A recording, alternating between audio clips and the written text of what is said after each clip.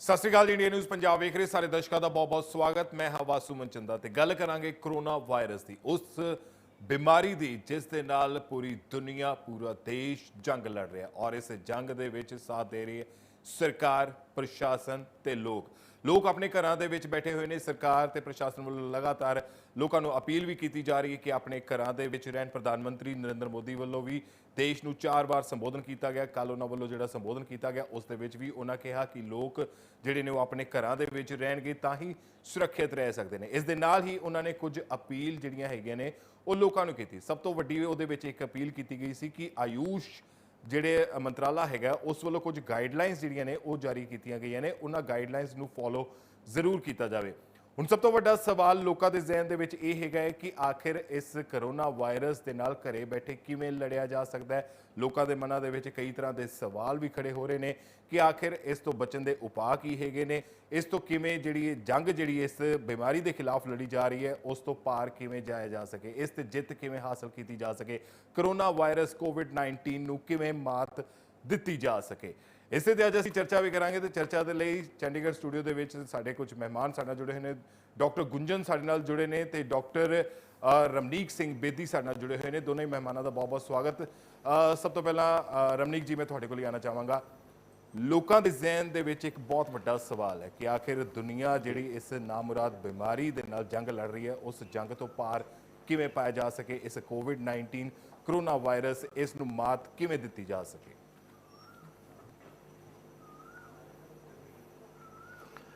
देखो जी, सो फार so good. जिथे तक इंडिया का संबंध हैगा असी साडी गवर्नमेंट ने, साडी सरकारां ने, स्टेट दियां होण या सेंटर दियां ने बड़े ठीक टाइम ते कदम चक्के ने। उहदे करके लॉकडाउन जिहड़ा हैगा वो ठीक टाइम ते उहदा ऐलान करन दे कारण जिहड़ी हैगी है इत्थे जिहड़ा हैगा वो प्रकोप काफ़ी घट है जिन्ना कि असीं देखिया गया बाहर दे डेवलप्ड कंट्रीज़ दे विच।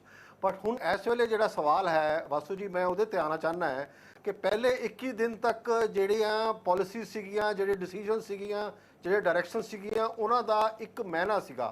मगर हुण जिहड़ा ये एक्सटेंड किया गया है, हुण 40 दिन का हो गया है। इहदे नाल होर कई तरह दी मुश्किलातां जिहड़ी हैगियां उहदे बारे भी सानूं ध्यान देना पैना है। कोविड जिहड़ा हैगा, करोना दा जिहड़ा साडा हैगा अभियान, ਉਹਨੂੰ ਅਸੀਂ ਬਿਲਕੁਲ ਮੁੱਖ ਰੱਖ ਕੇ ਉਹਨੂੰ ਐਜ਼ ਏ ਪ੍ਰਾਇੋਰਟੀ ਉਹਨੂੰ ਟ੍ਰੀਟ ਕਰਕੇ ਉਹਦੀਆਂ ਸਾਰੀਆਂ ਜਿਹੜੀਆਂ ਰਿਸਟ੍ਰਿਕਸ਼ਨਸ ਨੇ, ਪ੍ਰੀਕਾਸ਼ਨਸ ਨੇ, ਉਹਨੂੰ ਸਾਹਮਣੇ ਰੱਖ ਕੇ ਅਸੀਂ ਇਹ ਵੀ ਦੇਖਣਾ ਹੈ ਕਿ 40 ਦਿਨ ਤੱਕ ਜਿਹੜੇ ਉਹ ਮਰੀਜ਼ ਜਿਹੜੇ ਨੌਨ ਕਰੋਨਾ ਪੇਸ਼ੈਂਟ ਨੇ ਜੋ ਅਸਲ ਤੌਰ ਤੇ ਬਿਮਾਰ ਨੇ ਉਹਨਾਂ ਵਾਸਤੇ ਵੀ ਸਾਨੂੰ ਬੜੀਆਂ ਕਲੀਅਰ ਡਾਇਰੈਕਸ਼ਨ ਦੇਣੀਆਂ ਪੈਣੀਆਂ ਤੇ ਪ੍ਰਾਈਵੇਟ ਹਸਪੀਟਲ ਜਿਹੜੇ ਹੈਗੇ ਉਹਨਾਂ ਨੂੰ ਵੀ ਅਸੀਂ ਕਹਿਣਾ ਤਾਂ ਕਿ ਉਹ ਵੀ ਡਾਕਟਰ ਜਿਹੜੇ ਵਿਹਲੇ ਬੈਠੇ ਸੀਗੇ ਇੰਨੇ ਦੇਰ ਤੋਂ ਉਹ ਵੀ अपना योगदान देन। एटलीस्ट उन्होंने जेडे कोरोना पेशेंट तो इलावा जेडे पेशेंट हैं उन्होंने ट्रीटमेंट देने का यत्न करना चाहिए है। डॉक्टर साहब, लोगों के मनां दे विच कई तरह के होर भी सवाल हैगे ने लॉकडाउन ਨੂੰ ਲੈ ਕੇ ਜਾਂ ਜਿਹੜੀ ਇਹ ਕਰੋਨਾ ਜਿਹੜੇ ਵਾਇਰਸ ਦੀ ਜਿਹੜੀ ਬਿਮਾਰੀ ਹੈਗੀ ਹੈ ਇਸ ਨੂੰ ਲੈ ਕੇ ਵੀ ਕਈ ਤਰ੍ਹਾਂ ਦੇ ਸਵਾਲ ਉੱਠ ਰਹੇ ਨੇ ਕਿ ਆਖਿਰ ਇੱਕ ਤਾਂ ਲੋਕ ਘਰੇ ਬੈਠੇ ਹੋਏ ਨੇ ਔਰ ਲੋਕਾਂ ਦੀ ਕਿਉਂਕਿ ਲੋਕਾਂ ਦੀ ਸੁਰੱਖਿਆ ਦੇ ਲਈ ਹੈਗਾ, ਲੋਕਾਂ ਦੀ ਸਿਕਿਉਰਿਟੀ ਦੇ ਲਈ ਹੈਗਾ ਕਿ ਉਹਨਾਂ ਨੂੰ ਜਿਹੜੇ ਲੋਕਡਾਊਨ ਦਾ ਜਿਹੜੀ ਪਾਲਣਾ ਕਰਨੀ ਪੈ ਰਹੀ ਹੈ। ਪਰ ਲੋਕ ਕਈ ਜਿਹੜੇ ਹੈਗੇ ਨੇ ਉਹ ਘਰੇ ਬੈਠੇ ਵੀ ਮਤਲਬ ਜੇ ਉਹਨਾਂ ਨੂੰ ਕਿਸੇ ਤਰੀਕੇ ਦੇ ਕੋਈ ਲੱਛਣ ਆਪਣੇ ਦੇ ਵਿੱਚ ਨਜ਼ਰ ਆਉਂਦੇ ਨੇ, ਜਿਵੇਂ ਖਾਂਸੀ ਜਾਂ ਕੁਝ ਇਸ ਤਰੀਕੇ ਦੇ ਜਾਂ ਜ਼ੁਕਾਮ ਜਾਂ ਛਿੱਕਾਂ ਇਸ ਤਰੀਕੇ ਦੇ ਕੁਝ ਵੀ ਨਜ਼ਰ ਆਉਂਦਾ ਤਾਂ ਉਹ ਘਰੇ ਬੈਠੇ ਕਿਵੇਂ ਇਸ ਦਾ ਜਿਹੜਾ ਉਪਚਾਰ ਕੀਤਾ ਜਾ ਸਕਦਾ ਜਾਂ ਇਸ ਤੋਂ ਕਿਵੇਂ ਬਚਿਆ ਜਾ ਸਕਦਾ ਹੈ।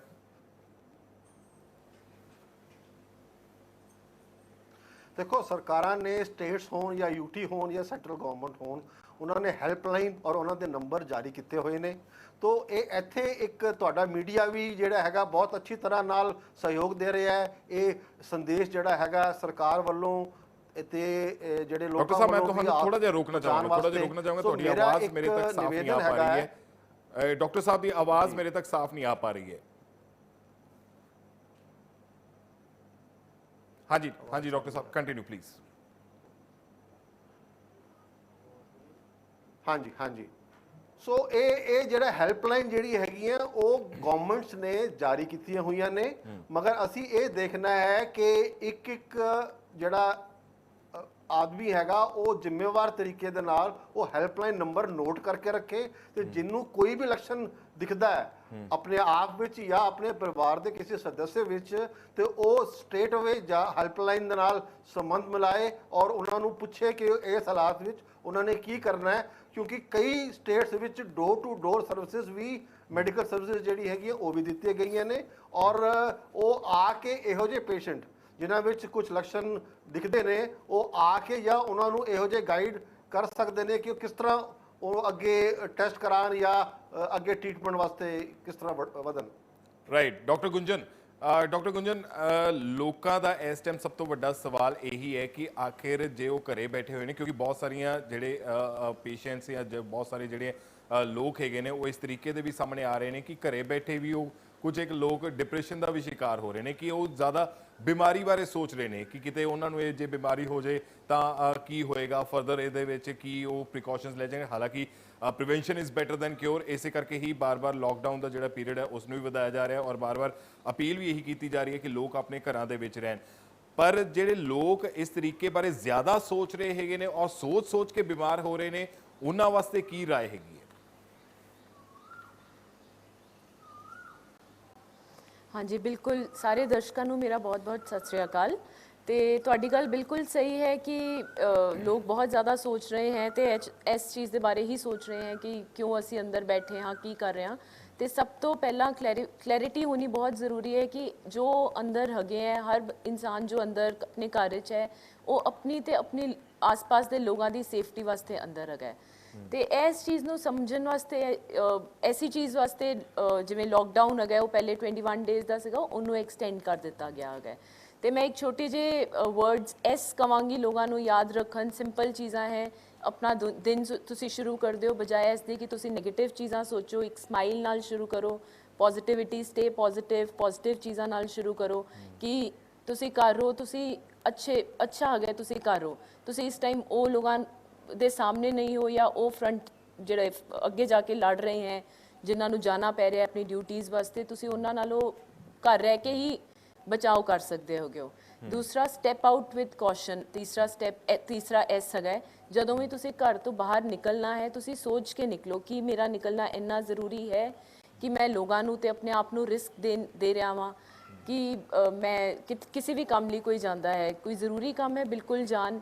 गवर्नमेंट ने बहुत ज़्यादा अच्छी सारी फैसिलिटीज़ दित्तियां हुई हैं कि डोर टू डोर सर्विसेज भी हो रही हैं, एसेंशियल चीज़ां दियां हेल्पलाइन नंबर्स अवेलेबल हैं, जो मैक्सिमम चीज़ां उस चीज़ वो हेल्पलाइन नंबर्स या डोर टू डोर नाल हो सकती हैं उन्होंने उत्थे ही यूज़ करन। ए लोगों वास्ते ही हैगा है, कोई डिप्रैस्ड भी फील कर रहा है उहदे वास्ते भी हेल्पलाइन नंबर्स हैगे हैं, तुसी कॉन्टैक्ट कर सकते हो। ऑनलाइन अवेलेबिलिटी हैगी है डॉक्टर्स दी, बाकी हेल्पलाइनस दी तुसी डेफिनेटली कंसल्ट कर सकते हो बजाय कि सोचो तुसी कंसल्ट। यही चौथा एस है सपोर्ट, ना तुसी सपोर्ट करन तो हैजिटेट करो, अगर तुहानू सपोर्ट की ज़रूरत है डेफिनेटली तुसी सपोर्ट लो, अगर तुसी किसी की सपोर्ट कर सकते हो तो डेफिनेटली वो सपोर्ट करो। सो ये 4 एस है जो हर इंसान नू याद रखन ते अंदर अपने आप नू पुछन कि मैं अंदर रह के सेफ हाँ कि मैं बाहर सेफ हाँ, राइट कि मेरा बाहर जाना इतना डॉक्टर जरूरी गुंजन है ਤੁਸੀਂ कि मैं ਬਹੁਤ ਅੱਛੀ सारिਆਂ ਗੱਲ ਨੂੰ ਕਹੀ ਹੈ ਕਿ ਸਟਾਰਟ ਯੂਰ ਡੇ प्रॉब्लम विच पावां। Start your day with smile, ਯਾਨੀ ਕਿ ਇਸ ਫਾਰਮੂਲਾ ਜਿਹੜਾ ਹੈਗਾ ਉਹ ਲੋਕ ਜ਼ਰੂਰ ਇੰਪਲੀਮੈਂਟ ਕਰਨ। ਔਰ ਇੱਕ ਹੋਰ ਜਿਹੜੀ ਇਸ ਗੱਲ ਦੇ ਇਹ ਮਤਲਬ ਇਸ ਕਰੋਨਾ ਵਾਇਰਸ ਤੋਂ ਬਾਅਦ ਜਿਹੜੀ ਗੱਲ ਨਿਕਲ ਕੇ ਸਾਹਮਣੇ ਆ ਰਹੀ ਹੈ ਇਮਿਊਨਿਟੀ ਦੀ ਗੱਲ ਆ ਰਹੀ ਹੈ ਕਿ ਜਿਨ੍ਹਾਂ ਦੀ ਥੋੜੀ ਇਮਿਊਨਿਟੀ ਕਮਜ਼ੋਰ ਹੈਗੀ ਹੈ ਉਹਨਾਂ ਤੇ ਸਭ ਤੋਂ ਜ਼ਿਆਦਾ ਅਟੈਕ ਜਾਂ ਉਹ ਸਭ ਤੋਂ ਜ਼ਿਆਦਾ ਪ੍ਰਭਾਵਿਤ ਹੋ ਸਕਦੇ ਨੇ। ਇਮਿਊਨਿਟੀ ਨੂੰ ਆਪਣੀ ਸਟਰੋਂਗ ਕਰਨ ਵਾਸਤੇ ਜਾਂ ਇਮਿਊਨਿਟੀ ਬੂਸਟ ਅਪ ਕਰਨ ਵਾਸਤੇ ਕੀ ਲੋਕ ਜਿਹੜੇ ਹੈਗੇ ਨੇ ਘਰ ਬੈਠੇ ਕਰ ਸਕਦੇ ਨੇ, ਕਿਉਂਕਿ ਲੋਕਾਂ ਦੇ ਦਿਲਾਂ ਦੇ ਵਿੱਚ ਇਹ ਹੈਗਾ ਕਿ ਜਿਵੇਂ ਹੁਣ ਪ੍ਰਧਾਨ ਮੰਤਰੀ ਨਰਿੰਦਰ ਮੋਦੀ ਵੱਲੋਂ ਕੱਲ ਇਹ ਕਿਹਾ ਗਿਆ ਕਿ ਆਯੂਸ਼ ਵੱਲੋਂ ਜਿਹੜੀਆਂ ਗਾਈਡਲਾਈਨਸ ਹੈਗੀਆਂ ਨੇ ਉਸ ਨੂੰ ਜ਼ਰੂਰ ਫੋਲੋ ਕੀਤਾ ਜਾਵੇ। ਸੋ ਘਰੇਲੂ ਨੁਸਖੇ ਵੀ ਕੁਝ ਇਸ ਦੇ ਵਿੱਚ ਕੰਮ ਆ ਸਕਦੇ ਨੇ।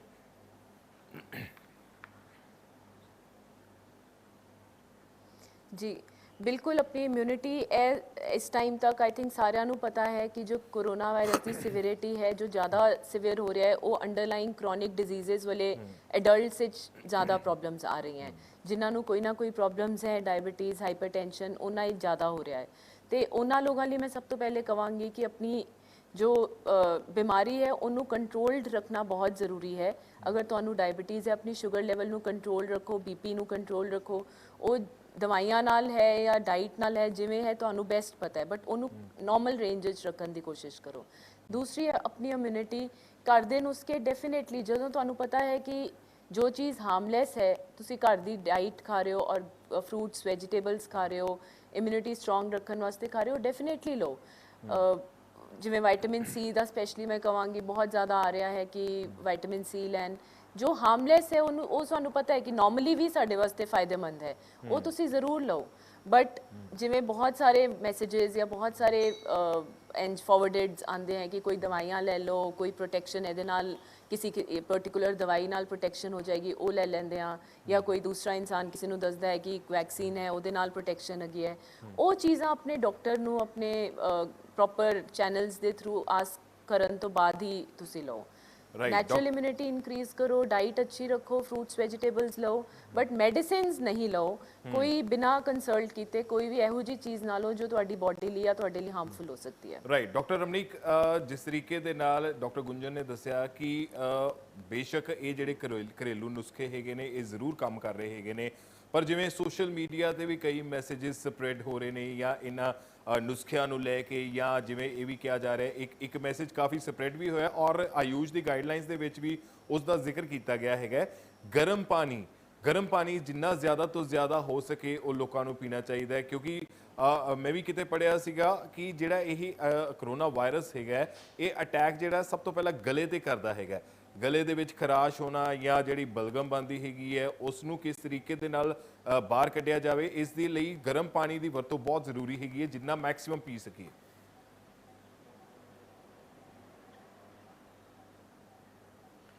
ਦੇਖੋ ਇਹਦੇ 'ਚ ਜਿਹੜੀ ਤੇ ਚੀਜ਼ਾਂ ਇਹੋ ਜਿਹੀਆਂ ਨੇ, ਜਿਵੇਂ ਤੁਸੀਂ ਕਹਿ ਰਹੇ ਹੋ ਗਰਮ ਪਾਣੀ ਜਾਂ ਸਟੀਮ ਲੈਣਾ ਜਾਂ ਵਿਟਾਮਿਨ ਸੀ ਜਾਂ ਜਿਹੜੀ ਆਹਾਰ ਜਿਹੜਾ ਹੈਗਾ ਸੰਤੁਲਿਤ ਲੈਣਾ, ਇਹ ਸਾਰੀਆਂ ਚੀਜ਼ਾਂ ਜਿਹੜੀਆਂ ਹੈਗੀਆਂ ਇਹ ਤੇ ਇਸ ਵੇਲੇ ਹੋਰ ਵੀ ਜ਼ਿਆਦਾ ਜ਼ਰੂਰੀ ਨੇ ਔਰ ਬਾਕੀ ਸਮੇਂ 'ਚ ਵੀ ਹਰੇਕ ਆਦਮੀ ਨੂੰ ਇੱਕ ਨਿਊਟ੍ਰੀਸ਼ੀਅਸ ਡਾਈਟ ਲੈਣੀ ਚਾਹੀਦੀ ਹੈ। ਮਗਰ ਮੈਂ ਇੱਥੇ ਇੱਕ ਇਹ ਵੀ ਕੁਐਸਚਨ ਕਰਨਾ ਚਾਹੂੰਗਾ ਕਿ ਅਸੀਂ ਕਈ ਵਾਰੀ ਇਹਨਾਂ ਚੀਜ਼ਾਂ 'ਚ ਜ਼ਿਆਦਾ ਪੈ ਜਾਂਦੇ ਹਾਂ ਅਤੇ ਅਸੀਂ ਜੇ ਕੋਈ ਲੱਛਣ ਹੁੰਦੇ ਨੇ ਉਹਨਾਂ ਵੱਲ ਅਸੀਂ ਕੇਅਰਲੈਸ ਹੋ ਜਾਵਾਂਗੇ ਤੇ ਉਹ ਵੀ ਠੀਕ ਨਹੀਂ ਹੈ।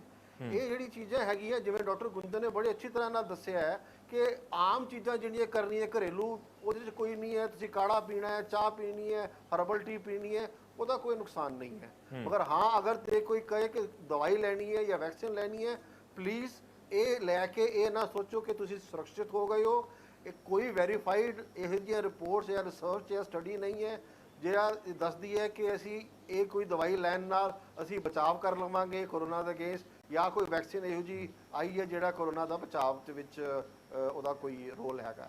ਸੋ ਡਾਕਟਰ ਰਮਨੀਕ, ਮੈਂ ਇਹ ਕਹੂੰਗਾ ਜਿਹੜੀਆਂ ਆਮ ਛੋਟੀਆਂ ਘਰੇਲੂ ਜਿਹੜੀ ਚੀਜ਼ਾਂ ਹੈਗੀਆਂ ਨੇ, ਬਿਲਕੁਲ, ਔਰ ਇਹ ਸਾਰੀਆਂ ਚੀਜ਼ਾਂ ਦੇ ਨਾਲ ਡਾਕਟਰ ਨੂੰ ਕੰਸਲਟ ਕਰਨਾ ਵੀ ਬੇहद ਜ਼ਰੂਰੀ ਹੈਗਾ ਕਿ ਨੋ ਡਾਊਟ ਇਹ ਸਾਰੀਆਂ ਚੀਜ਼ਾਂ ਅੱਛੀਆਂ ਵੀ ਹੈਗੀਆਂ ਨੇ, ਬਟ ਇਹਨਾਂ ਚੀਜ਼ਾਂ ਨੂੰ ਇੱਕ ਸਾਈਡ ਤੇ ਰੱਖ ਕੇ ਤੁਹਾਨੂੰ ਡਾਕਟਰ ਨੂੰ ਕੰਸਲਟ ਕਰਨਾ ਵੀ ਬੇहद ਜ਼ਰੂਰੀ ਹੈਗਾ। ਇੱਕ ਆਪਾਂ ਡੇਲੀ ਰੂਟੀਨ ਵਾਈਜ਼ ਅਗਰ ਵੇਖਿਆ ਜਾਵੇ ਤਾਂ ਜਿਵੇਂ ਐਕਸਰਸਾਈਜ਼ ਦੀ ਗੱਲ ਆਉਂਦੀ ਹੈ, ਜਾਂ ਜਿਹੜੀ ਐਕਸਰਸਾਈਜ਼ ਆਪਾਂ ਕਰਦੇ ਹੈਗੇ ਆ ਜਾਂ ਯੋਗਾ ਕਰਦੇ ਹੈਗੇ ਆ ਜਾਂ ਪ੍ਰਾਣਾਯਾਮ ਕਰਦੇ ਹੈਗੇ ਆ, ਉਸ ਦਾ ਵੀ ਕੋਈ ਅਸਰ ਇਸ ਤੇ ਵੇਖਣ ਨੂੰ ਮਿਲ ਰਿਹਾ ਹੈਗਾ ਜਾਂ ਉਹ ਕਿੰਨਾ ਕੁ ਬੈਨੀਫੀਸ਼ੀਅਲ ਹੈਗਾ ਇਸ ਕਰੋਨਾ ਵਾਇਰਸ ਦੇ ਖਿਲਾਫ ਜਿਹੜੀ ਆਪਾਂ ਜੰਗ ਲੜ ਰਹੇ ਹਾਂ ਉਸ ਦੇ ਵਿੱਚ ਲੜਾਈ, ਉਸ ਦੇ ਵਿੱਚ ਜਿੱਤ ਹਾਸਲ ਕਰਨ ਦੇ ਵਿੱਚ? ਡੇਲੀ ਰੂਟੀਨ ਐਕਸਰਸਾਈਜ਼, ਯੋਗਾ, ਪ੍ਰਾਣਾਯਾਮ। ਦੇਖੋ ਐਕਸਰਸਾਈਜ਼ ਐਕਸਰਸਾਈਜ਼ ਜਾਂ ਜਿਹੜਾ ਯੋਗਾ ਹੈਗਾ ਇਹ ਤੁਹਾਡਾ ਮੈਟਾਬੋਲਿਜ਼ਮ ਵਧਾਉਂਦਾ ਹੈ। ਇਹ ਕੁਝ ਐਂਡੋਰਫਿਨਸ ਨੇ ਜਿਹੜੇ ਅੱਛੇ ਹਾਰਮੋਨਸ ਨੇ ਉਹ ਰਿਲੀਜ਼ ਕਰਦਾ ਹੈ। ਪਸੀਨਾ ਜਿਹੜਾ ਨਿਕਲੇਗਾ ਉਹਦੇ ਨਾਲ ਵੀ ਡੀਟੌਕਸੀਫਿਕੇਸ਼ਨ ਹੁੰਦੀ ਹੈ। ਸੋ ਇਹ ਸਾਰੀ ਚੀਜ਼ਾਂ ਜਿਹੜੀਆਂ ਹੈਗੀਆਂ ਇਹ ਨੋ ਡਾਊਟ ਮਦਦ ਕਰਨਗੀਆਂ।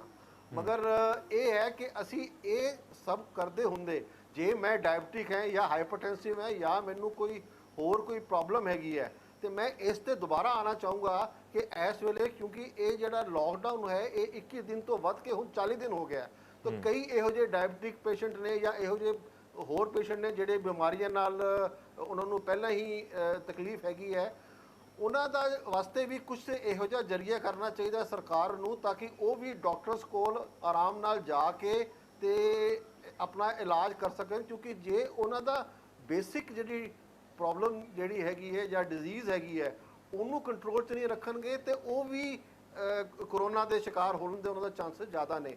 ਸੋ ਇਸ ਵੇਲੇ ਕੀ ਹੈਗਾ ਹੈ ਕਿ ਸਹੀ ਤਰੀਕੇ ਨਾਲ ਪ੍ਰਾਇੋਰਟੀ ਜਿਹੜੀ ਹੈਗੀ ਹੈ ਉਹ ਹੈ Covid patients the. But government hospital ਦੇ ਵਿੱਚ ਬਾਕੀ ਓਪੀਡੀ ਜਿਹੜੀਆਂ ਸਾਰੀਆਂ ਬੰਦ ਕੀਤੀਆਂ ਗਈਆਂ।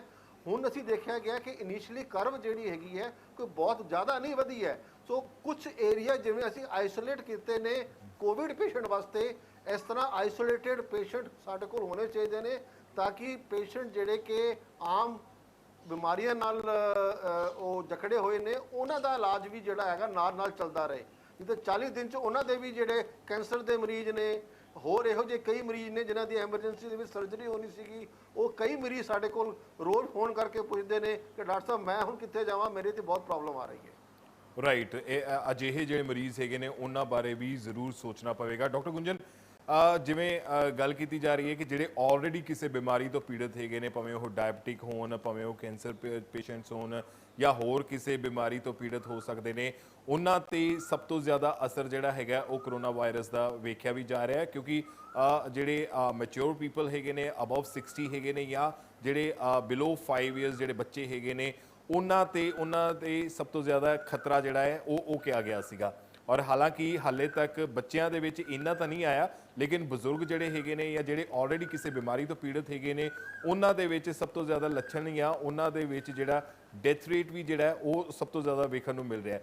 ਸੋ ਅਜਿਹੇ ਪੇਸ਼ੈਂਟਸ ਦੇ ਲਈ ਜਿਹੜੇ ਆਲਰੇਡੀ ਕਿਸੇ ਬਿਮਾਰੀ ਤੋਂ ਪੀੜਤ ਹੈਗੇ ਨੇ, ਉਹਨਾਂ ਦੇ ਲਈ ਕੀ ਸੁਜੈਸ਼ਨਸ ਹੈਗੀਆਂ ਨੇ ਜਾਂ ਕੀ ਉਹ ਪ੍ਰੀਕਾਸ਼ਨਸ ਲੈ ਸਕਦੇ ਹੈਗੇ ਨੇ?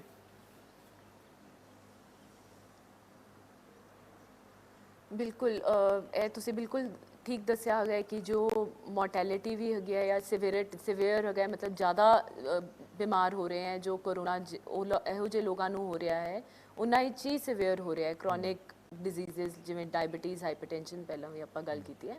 ਸੋ ਉਹਨਾਂ ਲਈ ਕੰਟਰੋਲ ਰੱਖਣਾ ਬਹੁਤ ਜ਼ਰੂਰੀ ਹੈ। ਉਹ ਜਿੱਥੇ ਕੰਸਲਟ ਕਰ ਰਹੇ ਹੈ, ਅਗਰ ਉਹਨਾਂ ਮੈਡੀਕਲੀ ਟ੍ਰੀਟ ਹੋ ਰਿਹਾ ਹੈ, ਮੈਡੀਸਿਨਸ ਨਾਲ ਹੋ ਰਿਹਾ, ਤੇ ਆਪਣੀ ਦਵਾਈਆਂ ਕੰਟੀਨਿਊ ਰੱਖਣ ਤਾਂ ਕਿ ਸ਼ੂਗਰ ਲੈਵਲ ਉੱਪਰ ਨੀਚੇ ਨਾ ਹੋਏ। ਸਭ ਤੋਂ ਜ਼ਰੂਰੀ ਹੈਗਾ ਤਾਂ ਕਿ ਅਗਰ ਹੁੰਦਾ ਵੀ ਹੈ ਤੇ ਉਸ ਟਾਈਮ ਉਹਨਾਂ ਦੀ ਬੋਡੀ 'ਚ ਇਹੋ ਜਿਹਾ ਮੈਟਾਬੋਲਿਜ਼ਮ ਚੱਲ ਰਿਹਾ ਹੈ ਕਿ ਸ਼ੂਗਰਸ ਨਾਰਮਲ ਚੱਲ ਰਹੀ ਹੈ।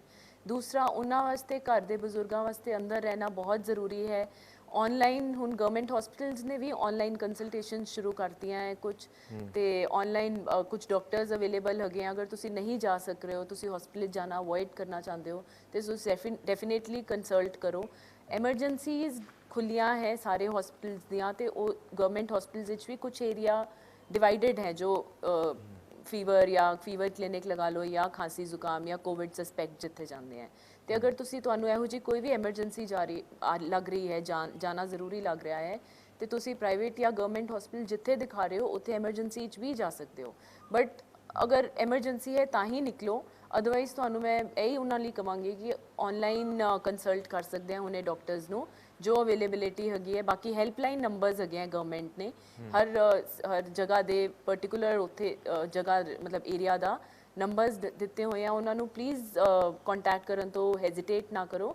ਡੈਫੀਨੇਟਲੀ ਔਨਲਾਈਨ ਉਹਨਾਂ ਨੂੰ ਕੰਸਲਟ ਕਰੋ, ਉਹਨਾਂ ਨੂੰ ਪੁੱਛੋ ਕਿ ਮੈਨੂੰ ਇਹ ਬਿਮਾਰੀ ਹੈ, ਮੈਨੂੰ ਇਹ ਲੱਗ ਰਿਹਾ ਹੈ ਕਿ ਮੈਂ ਜਾ ਸਕਦਾ ਹਾਂ, ਜਾਂ ਫਿਰ ਉਹਨਾਂ ਨੂੰ ਹੋਮ ਵਿਜ਼ਿਟ ਕੋਈ ਦੇ ਸਕਦਾ ਹੈ ਡਾਕਟਰ। ਬਿਲਕੁਲ, ਔਰ ਇਹੋ ਜਿਹੀ ਸਰਵਿਸਿਜ਼ ਗਵਰਨਮੈਂਟ ਬਹੁਤ ਅੱਛੀ ਤਰ੍ਹਾਂ ਪ੍ਰੋਵਾਈਡ ਕਰ ਰਹੀ ਹੈ, ਤੇ ਉਹਨਾਂ ਨੂੰ ਹੈਜ਼ਿਟੇਟ ਨਾ ਕਰੋ। ਹਾਂ ਰਾਈਟ, ਔਰ ਅਜਿਹੇ ਜਿਹੜੇ ਪੇਸ਼ੈਂਟਸ ਹੈਗੇ ਨੇ ਜਿਹੜੇ ਆਲਰੇਡੀ ਕਿਸੇ ਬਿਮਾਰੀ ਤੋਂ ਪੀੜਤ ਹੈਗੇ ਨੇ, ਹਾਂਜੀ ਹਾਂਜੀ ਡਾਕਟਰ ਰਮਨੀਕ, ਮੈਂ ਇਹਦੇ ਵਾਸਤੇ ਹੀ ਮੈਂ ਚਾਹੂੰਗਾ ਕਿ ਕਲੈਰਿਟੀ ਹੋਣੀ ਚਾਹੀਦੀ ਹੈ ਪੇਸ਼ੈਂਟਸ ਨੂੰ ਕਿ ਜੇ ਉਹਨਾਂ ਨੂੰ ਕੋਈ ਪ੍ਰੋਬਲਮ ਹੈਗੀ ਹੈ, ਉਹ ਕਰੋਨਾ ਦੇ ਪੇਸ਼ੈਂਟ ਨਾਲ ਦੇ ਸ਼ਿਕਾਰ ਨਹੀਂ ਹੈ।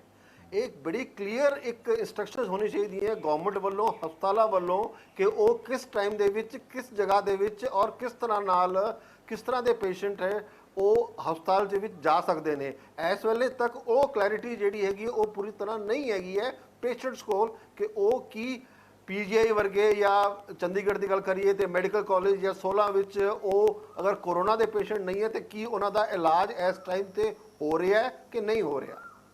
ਰਾਈਟ, ਮੇਰਾ ਇਹ ਪੁਆਇੰਟ ਸੀਗਾ ਅੱਗੇ। ਬਿਲਕੁਲ ਕਿਉਂਕਿ ਆਲਰੇਡੀ ਜਿਹੜੇ ਇੱਕ ਬਿਮਾਰੀ ਤੋਂ ਪੀੜਤ ਹੈਗੇ ਨੇ, ਪਹਿਲਾਂ ਉਸ ਤੋਂ ਪਾਰ ਲੰਘਣਾ ਹੋਏਗਾ, ਫਿਰ ਹੀ ਉਹ ਕਰੋਨਾ ਵਾਇਰਸ ਦੇ ਜਿਹੜਾ ਜੇਕਰ ਉਹ ਸ਼ਿਕਾਰ ਹੁੰਦੇ ਨੇ ਤਾਂ ਹੀ ਉਸ ਤੋਂ ਪਾਰ ਜਾ ਸਕਦੇ ਨੇ।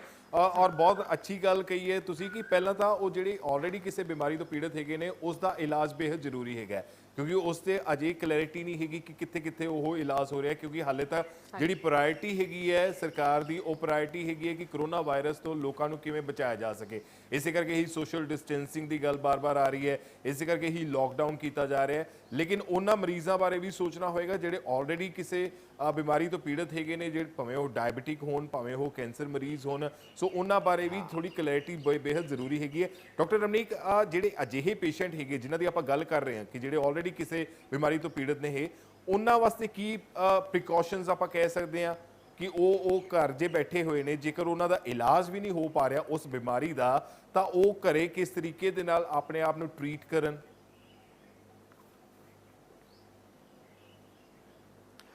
ਦੇਖੋ, ਉਹਦੇ ਵਿੱਚ ਆਨਲਾਈਨ, ਜਿਵੇਂ ਡਾਕਟਰ ਗੁੰਜਨ ਨੇ ਵੀ ਦੱਸਿਆ, ਆਨਲਾਈਨ ਜਿਹੜੀ ਹੈਗੀ ਆ ਉਹ ਹੈਲਪਲਾਈਨ ਜਿਹੜੀ ਹੈਗੀ ਆ ਉਹ ਕੀਤੀਆਂ ਹੋਈਆਂ ਨੇ, ਔਰ ਕੁਝ ਹੱਦ ਤੱਕ ਆਨਲਾਈਨ ਕੰਸਲਟੇਸ਼ਨ ਦੇ ਨਾਲ ਜਿਹੜਾ ਹੈਗਾ, ਜਿਹੜਾ ਕਿ ਇੱਕ ਪ੍ਰੋਵੀਜ਼ਨ ਕੀਤਾ ਹੈ ਇਸ ਟਾਈਮ ਡਿਜ਼ਾਸਟਰ ਮੈਨੇਜਮੈਂਟ ਐਕਟ ਦੇ ਅੰਡਰ, ਸੋ ਉਹਦੇ ਕਰਕੇ ਕੁਝ ਜਿਹੜੀਆਂ ਤਕਲੀਫਾਂ ਨੇ ਉਹਨਾਂ ਦਾ ਇਲਾਜ ਕੁਝ ਹੱਦ ਤੱਕ ਸੰਭਵ ਹੈਗਾ। ਮਗਰ ਹੁਣ ਅਸੀਂ ਇੱਕ ਐਗਜ਼ਾਮਪਲ ਦੇ ਤੌਰ ਤੇ ਲਈਏ, ਇੱਕ ਕੀਮੋਥੈਰੇਪੀ ਲੈ ਰਿਹਾ ਪੇਸ਼ੈਂਟ, ਜਾਂ ਇੱਕ ਪੇਸ਼ੈਂਟ ਜਿਹੜਾ ਡਾਇਲਿਸਿਸ ਤਾਂ ਹੈਗਾ ਪਿਛਲੇ 6 ਮਹੀਨੇ ਤੋਂ, ਉਹਨੂੰ ਹਰ ਤੀਜੇ ਦਿਨ ਡਾਇਲਿਸਿਸ ਕਰਵਾਉਣਾ ਪੈਂਦਾ ਹੈ। ਇਹੋ ਜਿਹੇ ਹੋਰ ਕਈ ਪੇਸ਼ੈਂਟ ਨੇ ਜਿਹੜੇ ਕਿ ਇਲਾਜ ਸ਼ੁਰੂ ਕਰਾ ਚੁੱਕੇ ਨੇ, ਮਗਰ ਉਹ ਹੁਣ ਦਵਾਈਆਂ ਅੱਗੇ ਲੈਣ ਨਾ ਲੈਣ, ਅਗਲਾ ਉਹਨਾਂ ਦਾ ਇੱਕ ਆਪਰੇਸ਼ਨ ਦਾ ਜਿਹੜੀ ਡੇਟ ਦਿੱਤੀ ਗਈ ਸੀ, ਇਹੋ ਜਿਹੇ ਜਿਹੜੇ ਮਰੀਜ਼ ਨੇ ਇਹਨਾਂ ਵਾਸਤੇ ਵੀ ਹੁਣ ਸਾਨੂੰ ਸੋਚਣਾ ਪਏਗਾ, ਕਿਉਂਕਿ 21 ਦਿਨ ਤੋਂ 40 ਦਿਨ ਜਿਹੜਾ ਹੈਗਾ ਨਾ, ਇਹ ਐਕਸਟੈਂਸ਼ਨ ਜਿਹੜੀ ਹੈ ਇਹਦੇ ਆਪਣੀਆਂ ਪ੍ਰੋਬਲਮ ਅੱਗੇ ਸਾਹਮਣੇ ਆਉਣਗੀਆਂ। ਹੁਣ ਇੱਥੇ ਹੀ ਮੈਂ ਕਹਿਣਾ ਚਾਹੂੰਗਾ ਕਿ ਜਿਹੜੇ ਹੈਲਥ ਕੇਅਰ ਵਰਕਰ ਨੇ ਔਰ ਪੁਲਿਸ ਦੇ ਜਿਹੜੇ ਕਰਮਚਾਰੀ ਨੇ, ਇਹ ਬਹੁਤ ਸਟ੍ਰੈਸ 'ਚ ਆ ਗਏ ਨੇ।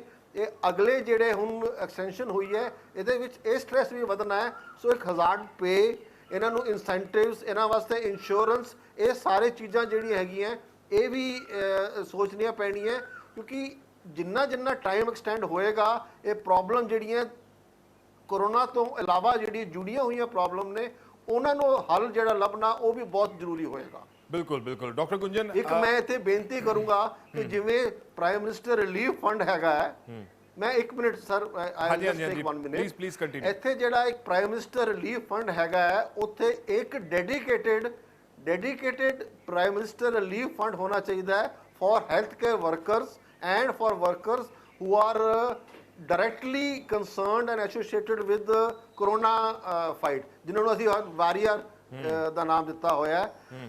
ਔਰ ਉਹ ਜਿਹੜੇ ਲੋਕੀ ਉਸ ਫੰਡ ਵਿੱਚ ਆਪਣਾ ਦਾਨ ਦੇਣਗੇ, ਉਹ ਡਾਇਰੈਕਟਲੀ ਜਾਊਗਾ ਹੈਲਥ ਕੇਅਰ ਵਰਕਰ ਵਾਸਤੇ, ਪੁਲਿਸ ਪਰਸਨਲ ਵਾਸਤੇ, ਹੋਰ ਸਟਾਫ ਜਿਹੜਾ ਕਿ ਲੱਗਿਆ ਹੋਇਆ ਹੈ ਇਸ ਕਰੋਨਾ ਵਾਰ ਜਿਹੜੀ ਉਹਨੂੰ, ਈਵਨ ਮੀਡੀਆ ਵਾਸਤੇ ਵੀ, ਤੁਸੀਂ ਵੀ ਜਿਹੜੇ ਹੈ ਜਗ੍ਹਾ ਜਗ੍ਹਾ ਜਾਂਦੇ ਹੋ, ਤੁਸੀਂ ਵੀ ਐਟ ਰਿਸਕ ਹੋਏ ਹੋਏ ਹੋ। ਸੋ ਇੱਕ dedicated relief fund prime minister ਵੱਲੋਂ ਇਹਦੀ ਹੋਣਾ ਚਾਹੀਦਾ, ਆਰਗੇਨਾਈਜ਼ ਕਰਨਾ ਚਾਹੀਦਾ। ਬਿਲਕੁਲ ਬਿਲਕੁਲ। ਡਾਕਟਰ ਗੁੰਜਨ, ਫੂਡ ਦੀ ਜੇਕਰ ਆਪਾਂ ਗੱਲ ਕਰੀਏ, ਕਿਉਂਕਿ ਨੋ ਡਾਊਟ ਰੈਸਟੋਰੈਂਟਸ, ਮੋਸਟਲੀ ਜਿਹੜੇ ਰੈਸਟੋਰੈਂਟਸ ਹੈਗੇ ਨੇ ਉਹ ਬੰਦ ਹੈਗੇ ਨੇ, ਜੰਕ ਫੂਡ ਜਿਹੜਾ ਹੈਗਾ ਉਹ ਲੋਕਾਂ ਦੇ ਘਰਾਂ 'ਚ ਇਸ ਟਾਈਮ ਨਹੀਂ ਜਾ ਪਾ ਰਿਹਾ।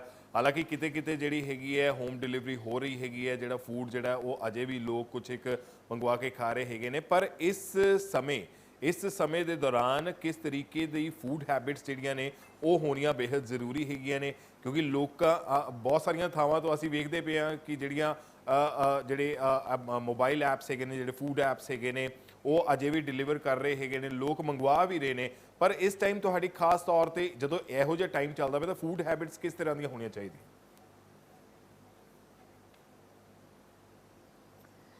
ਬਿਲਕੁਲ, देखो मैं कहूँगी 70-80% लोग इस टाइम अपना घर का ही खाना खा रहे हैं, जो कि एक बहुत अच्छी गल है। जो नीड ऑफ द आवर है, जो मेन इम्यूनिटी है वो खाने नाल ही इंक्रीज होनी है, तो घर दी वेजिटेबल्स, फ्रूट्स, दाल सब्जियां, मतलब सब कुछ जो खाना है वो इंपॉर्टेंट है।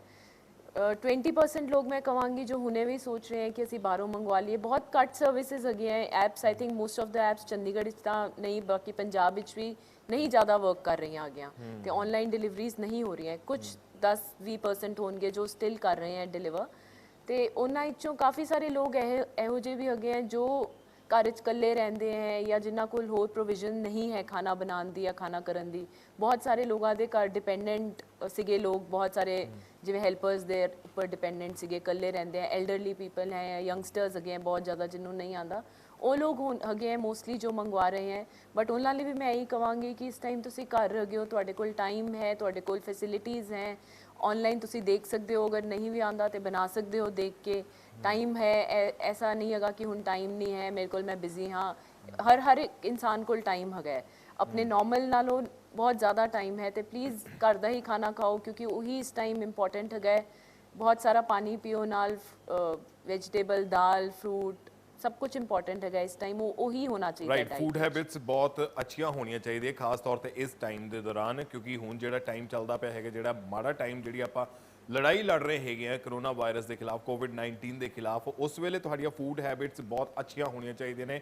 ਉਹ ਵੀ ਇੱਕ ਇੰਪੋਰਟੈਂਟ ਰੋਲ ਜਿਹੜਾ ਹੈਗਾ ਉਹ ਇਸ ਦੇ ਵਿੱਚ ਅਦਾ ਕਰੇਗਾ। ਡਾਕਟਰ ਰਮਨੀਕ, ਇੱਕ ਆਪਾਂ ਬਾਰ-ਬਾਰ ਸੋਸ਼ਲ ਡਿਸਟੈਂਸਿੰਗ ਦੀ ਤਾਂ ਗੱਲ ਕਰ ਰਹੇ ਹੈਗੇ ਆ। ਸੋਸ਼ਲ ਡਿਸਟੈਂਸਿੰਗ ਜ਼ਰੂਰ ਹੋਣੀ ਚਾਹੀਦੀ ਹੈ, ਇਸ ਨੂੰ ਮੇਨਟੇਨ ਵੀ ਕਰਨਾ ਚਾਹੀਦਾ ਹੈ ਔਰ ਲੋਕ ਮੇਨਟੇਨ ਵੀ ਕਰ ਰਹੇ ਨੇ। ਪਰ ਇੱਕ ਚੀਜ਼ ਹੋਰ ਨਿਕਲ ਕੇ ਸਾਹਮਣੇ ਆ ਰਹੀ ਹੈ, ਭਾਵੇਂ ਉਹ ਸੋਸ਼ਲ ਮੀਡੀਆ ਦੇ ਰਾਹੀਂ ਜਾਂ ਲੋਕਾਂ ਦੇ ਜ਼ਿਹਨ ਦੇ ਵਿੱਚ ਵੀ ਇੱਕ ਸਵਾਲ ਹੈਗਾ ਹੈ ਕਿ ਆਖਿਰ ਸੋਸ਼ਲ ਡਿਸਟੈਂਸਿੰਗ, ਕਿਉਂਕਿ ਬਾਰ-ਬਾਰ ਇੱਕ ਮੈਸੇਜ ਵੀ ਸਪਰੈਡ ਹੋ ਰਿਹਾ ਹੈ ਕਿ ਪਹਿਲਾਂ ਤਾਂ ਕੁਝ ਮੀਟਰ ਦਾ ਸੀਗਾ, ਫਿਰ ਉਸ ਨੂੰ ਹੋਰ ਵੀ ਵਧਾ ਦਿੱਤਾ ਗਿਆ ਕਿ ਇੰਨੀ ਦੂਰੀ 2 ਜਣਿਆਂ ਦੇ ਵਿੱਚ ਹੋਣੀ ਚਾਹੀਦੀ ਹੈ। ਉਹਦੇ ਕੀ ਮਾਪਦੰਡ ਹੈਗੇ ਨੇ ਕਿ ਇੰਨੀ ਸੋਸ਼ਲ ਡਿਸਟੈਂਸਿੰਗ ਬੇहद ਜ਼ਰੂਰੀ ਹੈਗੀ ਹੈ?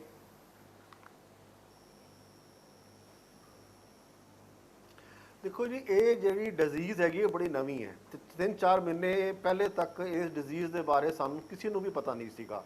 ਹੁਣ ਰੋਜ਼ ਦੇ ਰੋਜ਼ ਅਸੀਂ ਇਹ ਜਦੋਂ ਸਟੱਡੀ ਕਰਦੇ ਹਾਂ, ਅਸੀਂ ਦੇਖਦੇ ਹਾਂ ਕਿ ਇਹਦਾ ਪ੍ਰਭਾਵ ਕਿਹੋ ਜਿਹਾ ਹੈਗਾ, ਕਿੰਨੀ ਦੇਰ ਬਾਅਦ ਇਹਦੇ ਲੱਛਣ ਆਉਂਦੇ ਨੇ। ਇਹ ਡ੍ਰੌਪਲੇਟ ਦੇ ਰਾਹੀਂ ਆਉਂਦਾ ਹੈ, ਇਹ ਟੱਚ ਦੇ ਰਾਹੀਂ ਆਉਂਦਾ ਹੈ, ਸਰਫੇਸ ਦੇ ਵਿੱਚ ਕਿੰਨੀ ਦੇਰ ਇਹ ਜੀਵਿਤ ਰਹਿੰਦਾ ਹੈ। ਡ੍ਰੌਪਲੇਟ ਇਨਫੈਕਸ਼ਨ ਤੋਂ ਇਲਾਵਾ ਇਹ 에ਅਰੋਸੋਲ ਇਨਫੈਕਸ਼ਨ ਵੀ ਇਹਦੇ ਨਾਲ ਕਰਦਾ ਹੈ ਕਿ ਨਹੀਂ ਕਰਦਾ।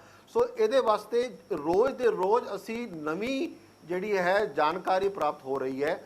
ਸੋ ਇਹਦੇ ਕਰਕੇ ਠੀਕ ਹੈ ਕਿ ਮਿਨੀਮਮ 1.5 ਮੀਟਰ ਜਾਂ 2 ਮੀਟਰ ਦਾ ਡਿਸਟੈਂਸ ਹੈਗਾ, ਉਹ ਤੇ ਸੇਫ ਹੈਗਾ ਹੀ ਹੈ। ਮਗਰ ਅਗਰ ਇਸ ਤੋਂ ਵੱਧ ਅਸੀਂ ਰੱਖ ਸਕਦੇ ਹਾਂ ਤੇ ਇਹਦੇ 'ਚ ਕੋਈ ਹਰਜ ਨਹੀਂ ਹੈ। ਦੂਜੀ ਗੱਲ, ਜਿਹੜਾ ਹੱਥ ਦੀ ਸਾਫ਼ ਸਫਾਈ ਹੈ, ਆਮ ਚੀਜ਼ਾਂ ਨੂੰ ਟੱਚ ਕਰਨਾ ਹੈਗਾ, ਇਹ ਤੇ ਮੈਂ ਸਮਝਦਾ ਕਿ ਇਸ ਤੋਂ ਬਾਅਦ ਵੀ ਅਗਰ ਆਦਮੀ ਇਸ ਦੀਆਂ ਇਹਨੂੰ ਸਮਝੇ ਤੇ ਇਹ ਜਨਰਲ ਹੈਲਥ ਵਾਸਤੇ ਵੀ ਇਹ ਬਹੁਤ ਚੰਗੀਆਂ ਚੀਜ਼ਾਂ ਨੇ। ਹੁਣ ਇੱਥੇ ਮੈਂ ਇੱਕ ਹੋਰ ਮੁੱਦੇ ਤੇ ਆਣਾ ਚਾਹੂੰਗਾ। ਡਾਕਟਰ ਰਮਨੀਕ ਮੈਂ ਤੁਹਾਨੂੰ ਰੋਕਣਾ ਚਾਹਾਂਗਾ ਕਿਉਂਕਿ ਪੰਜਾਬ ਦੇ ਲੋਕ ਇਸ ਵੇਲੇ ਸਾਨੂੰ ਵੇਖਦੇ ਨੇ, ਉਹਨਾਂ ਦੇ ਜ਼ਿਹਨ ਦੇ ਵਿੱਚ ਵੀ ਕੁਝ ਸਵਾਲ ਹੈਗੇ ਨੇ। ਮੈਂ ਇੱਕ ਵਾਰੀ ਟੀਜ਼ ਕਰ ਦਵਾਂ ਕਿ ਜੇਕਰ ਉਹਨਾਂ ਦੇ ਜ਼ਿਹਨ ਦੇ ਵਿੱਚ ਕੋਈ ਸਵਾਲ ਹੈਗੇ ਨੇ ਤਾਂ ਉਹ ਸਾਨੂੰ ਇਸ ਨੰਬਰ ਤੇ ਕਾਲ ਕਰ ਸਕਦੇ ਨੇ 01161362032। ਇਸ ਨੰਬਰ ਤੇ ਤੁਸੀਂ ਕਾਲ ਕਰ ਸਕਦੇ ਹੋ, ਆਪਣੇ ਸਵਾਲ ਜਿਹੜੇ ਹੈਗੇ ਨੇ ਡਾਕਟਰ ਸਾਹਿਬ ਸਾਡੇ ਨਾਲ ਬੈਠੇ ਹੋਏ ਨੇ, ਜੁੜੇ ਹੋਏ ਨੇ, ਉਹਨਾਂ ਤੋਂ ਪੁੱਛ ਸਕਦੇ ਹੋ ਤੁਸੀਂ। ਸੋ ਪਹਿਲੇ ਕਾਲਰ ਵੀ ਸਾਡੇ ਨਾਲ ਡਾਕਟਰ ਸਾਹਿਬ ਜੁੜ ਚੁੱਕੇ ਨੇ, ਅਵਨੀਤ ਨੇ ਪਟਿਆਲਾ ਤੋਂ। ਅਵਨੀਤ ਜੀ, ਬਹੁਤ ਬਹੁਤ ਸਵਾਗਤ ਹੈ ਇੰਡੀਆ ਨਿਊਜ਼ ਪੰਜਾਬ ਤੇ। ਡਾਕਟਰ ਰਮਨੀਕ ਸਿੰਘ ਸਾਡੇ ਨਾਲ ਜੁੜੇ ਹੋਏ ਨੇ, ਡਾਕਟਰ ਗੁੰਜਨ ਵੀ ਸਾਡੇ ਨਾਲ ਜੁੜੇ ਹੋਏ ਨੇ, ਤੁਸੀਂ ਆਪਣਾ ਸਵਾਲ ਪੁੱਛ ਸਕਦੇ ਹੋ।